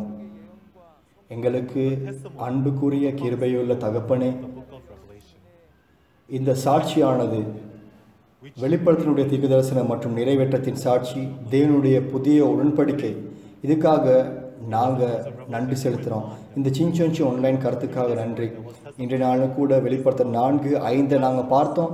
இந்த வார்த்தை சாட்சி கொடுக்கப்படுகிறது. தேவனே, போதகர்கள், அதோடு கூட விசுவாசிகள், அதோடு கூட எல்லா சமய அங்கத்தவர்கள், முழு உலகிலும் உள்ள அனைவரும் அவங்களுடைய இருதயங்களை நீங்கள் திறந்துடுங்க தகப்பனே. இந்த நேரம் வெளிப்படுத்தல் நிறைவேற்ற நேரமாக இருக்கு. இந்த வெளிப்படுத்தல் நிறைவேற்ற நேரங்கள் அது இப்போ சாட்சி கொடுக்குது. இது பரலோகத்தில் செய்யப்படுகிறது போலவே பூலோகத்திலும் செய்யப்பட வேண்டியதாக இருக்குது. வாக்கு பண்ணப்பட்ட போதகர் புதிய யோவான் நூடாக வெளிப்படுத்தல் 10 திறக்கப்பட்ட வார்த்தைகள் இப்பொழுது முழு உலகத்துக்கும் சாட்சி கொடுக்கப்படுகிறது. தேவனே, நாங்கள் இந்த காரியத்தை புரிந்து கொள்ள எங்களுக்கு வாய்ப்பை கொடுங்க. இந்த முழு உலகத்தில் இருக்க எல்லா போதகர்களையும் நீங்கள் பொறுப்பெடுங்க. எல்லா போதகர்களும் இந்த வெளிப்படுத்தல் காரியங்களை புரிந்து கொண்டு அவங்களும் கற்றுக் கொடுக்கணும். அதோடு கூட எல்லா ஜனங்களும் பரலோக ராஜ்யத்துக்கு திரண்டு வர வேண்டியதாக இருக்குது. அதோடு கூட இந்த போதகர்கள் தான் மிகவும் ஆசீர்வதிக்கப்பட்ட போதகர்களாக இருக்கிறாங்க. ஏன்னா அவங்களுடைய செவிகள் இப்பொழுது இந்த காரியங்களை கேட்குது. எல்லா ஜனங்களும் ஒன்றாகணும். அதோடு கூட அவங்க செய்கிற எல்லா வியாபாரத்திலும் கூட எல்லா வாழ்க்கையில் நடக்கிற எல்லா காரியங்களையும் உங்களுடைய அன்பு அவங்களோட கூட இருக்கணும். அதோடு கூட நாங்கள் ஆவிக்குரிய ரீதியிலையும் மாம்சக்குரிய ரீதியிலையும் நாங்கள் ஒன்றிணைந்து இருக்கணும். அதோடு கூட நாங்கள் ஆரோக்கியமாக இருக்கணும். தகப்பனே, இது அனைத்தையும் இயேசு கிறிஸ்துவின் நாமத்தினால ஜெபிக்கிறோம். ஆமென். ஆம், இன்றைய நாள் வார்த்தையை நாங்கள் இந்த நேரத்தில் நாங்கள் முடிவு கொண்டு வருவோம். நன்றாக செவி கொடுத்ததுக்கு நாங்கள் நன்றி செலுத்துகிறோம். சூரியன் சந்திரன் நட்சத்திரம் அது இருளடைந்து விழுது. வெளிப்படுத்தல் 6ஆம் அதிகாரத்துல இது ஒரு எழுத்துருள் நடக்கிற காரியம் அல்ல, இது ரொம்ப முக்கியமான காரியம். இந்த காரியத்தை நாங்கள் புரிந்து கொள்ள முடியும். அதோடு கூட நாங்கள் வெளிப்படுத்தல் காரியம் நாங்கள் புரிந்து கொள்ளணும். பரலோக ராஜ்யம் இது இந்த வார்த்தையின்படி தோன்ற காரியமாக இருக்கு. தேவன் இயேசு கிறிஸ்து ஒன்றாக இருக்கிற இடம். இந்த இடம், அதாவது தேவனுடைய வார்த்தை வருகிற இடம், இது எங்க இருக்கு? சின்சோன்சி இயேசு கிறிஸ்துனுடைய சபை, சாட்சியின் கூடாரமாகிய ஆலயம். வெளிப்படுத்த தீர்க்க தரிசனம் மற்றும் நிறைவேற்றம் இதனுடைய சாட்சி. இன்றைய நாளில் நீங்கள் வெளிப்படுத்த 4 அதனுடைய காரியங்களை நீங்கள் பார்த்தீங்க. இப்பொழுது உலகத்தில் இருக்கிற எல்லா போதகர்களும், அதோடு கூட தேவன் மேலே விசுவாசம் வைக்கிற எல்லா போதகர்களும், நாங்கள் அனைவருமே ஒரே பரலோகத்துக்கு கீழே இருக்கோம். ஒரே வேதாகமத்தை தான் நாங்கள் வாசிக்கிறோம். பாருங்க, அப்போ ஒவ்வொரு நாட்டுக்கு ஏற்ப, பாஷைகளுக்கு ஏற்ப வித்தியாசங்கள் இருந்தாலும் கூட நமக்கு எல்லாருக்குமே ஒரே இருதயம் தான் இருக்குது. தேவனுடைய காரியங்களுக்காகவும் தேவனுடைய சத்தத்துக்காகவும் தான் என்னுடைய இருதயம் இருக்குது. நாங்கள் சின்சோன்சியின் அங்கத்தவர்களாக இந்த வசனத்தை நாங்கள் கேட்டு அனைவருக்கும் இதை நாங்கள் சமாதானத்தோடும் அன்போடும் நாங்கள் இதை பரப்போம். எங்களுடைய விசுவாச வாழ்க்கையை தேவனுக்கு முன்பாக நாங்கள் சரியாக கொண்டு செல்லணும். உலகத்தில் இருக்கிற எல்லா போதகர்களும் இந்த திறக்கப்பட்ட வார்த்தைகளுக்கு அவங்க செவி கொடுக்குறாங்க. அதுக்குள்ள நிறைய போதகர்கள் அவங்க எங்களோட MOU எழுதி கொண்டிருக்கிறாங்க. சின்சோன்சி உலகத்தில் இருக்க எல்லா ஜனங்களுக்கும் திறக்கப்பட்டிருக்கு. அதற்கூட இந்த வார்த்தைகளை நீங்கள் பெற்றுக்கொள்ள வேண்டும். ஏதாவது ஒரு போதகர் அவர் எங்களோட MOU எழுத வேண்டுமாக இருந்தால் இங்கே கொடுக்கப்பட்டிருக்கிற இமெயில் அட்ரஸின் ஊடாக நீங்கள் எங்களோட தொடர்பு கொள்ளுங்கள். நாங்கள் அனைவரும் எப்பொழுதும் ஒன்றாகவே இருக்கலாம். அதாவது வெளிப்படுத்தலுடைய தீர்க்க தரிசனங்கள் மற்றும் நிறைவேற்றத்தினுடைய சாட்சி, வெளிப்படுத்தலுடைய புதிய உடன்படிக்கை. இன்றைய நாளையும் கூட பங்கு பெற்றின எல்லாருக்காகவும் நான் நன்றி செலுத்துகிறேன். இந்த நேரம் நாங்கள் வெளிப்படுத்தல் நூடாக நாங்கள் இந்த காரியங்களை நாங்கள் தொடர்ந்து நாங்கள் படிக்க போகிறோம். நீங்கள் தொடர்ச்சியாக எங்களோடு கூட இருங்க. அதோடு கூட இன்றைய நேரத்தில் நாங்கள் எல்லாத்தையுமே நாங்கள் நிறைவு கொண்டு வருவோம். நாங்கள் பரலோக ஜெபத்தை நாங்கள் சொல்லி முடிப்போம். பரமண்டங்களில் இருக்கிற எங்கள் பிதாவே, உம்முடைய நாமம் பரிசுத்தப்படுவதாக, உம்முடைய ராஜ்யம் வருவதாக, உம்முடைய சித்தம் பரமண்டலத்திலே செய்யப்படுகிறது போல பூமியிலேயும் செய்யப்படுவதாக. எங்களுக்கு வேண்டிய ஆகாரத்தை இன்று எங்களுக்கு தாரும். எங்கள் கடனாளிகளுக்கு நாங்கள் மன்னிக்கிறது போல எங்கள் கடன்களை எங்களுக்கு மன்னியும். எங்களை சோதனைக்குட்பட பண்ணாமல் தீமை நின்று எங்களை ரட்சித்துக் கொள்ளும். ராஜ்யம், வல்லமை, மகிமையும் என்றென்றைக்கும் உம்முடையவைகளே. ஆமென். தேவனுடைய எல்லா குடும்ப அங்கத்தவர்கள் எங்களோடு கூட இருந்த அனைவருக்கும் நாங்கள் நன்றி செலுத்துகிறோம். நன்றி.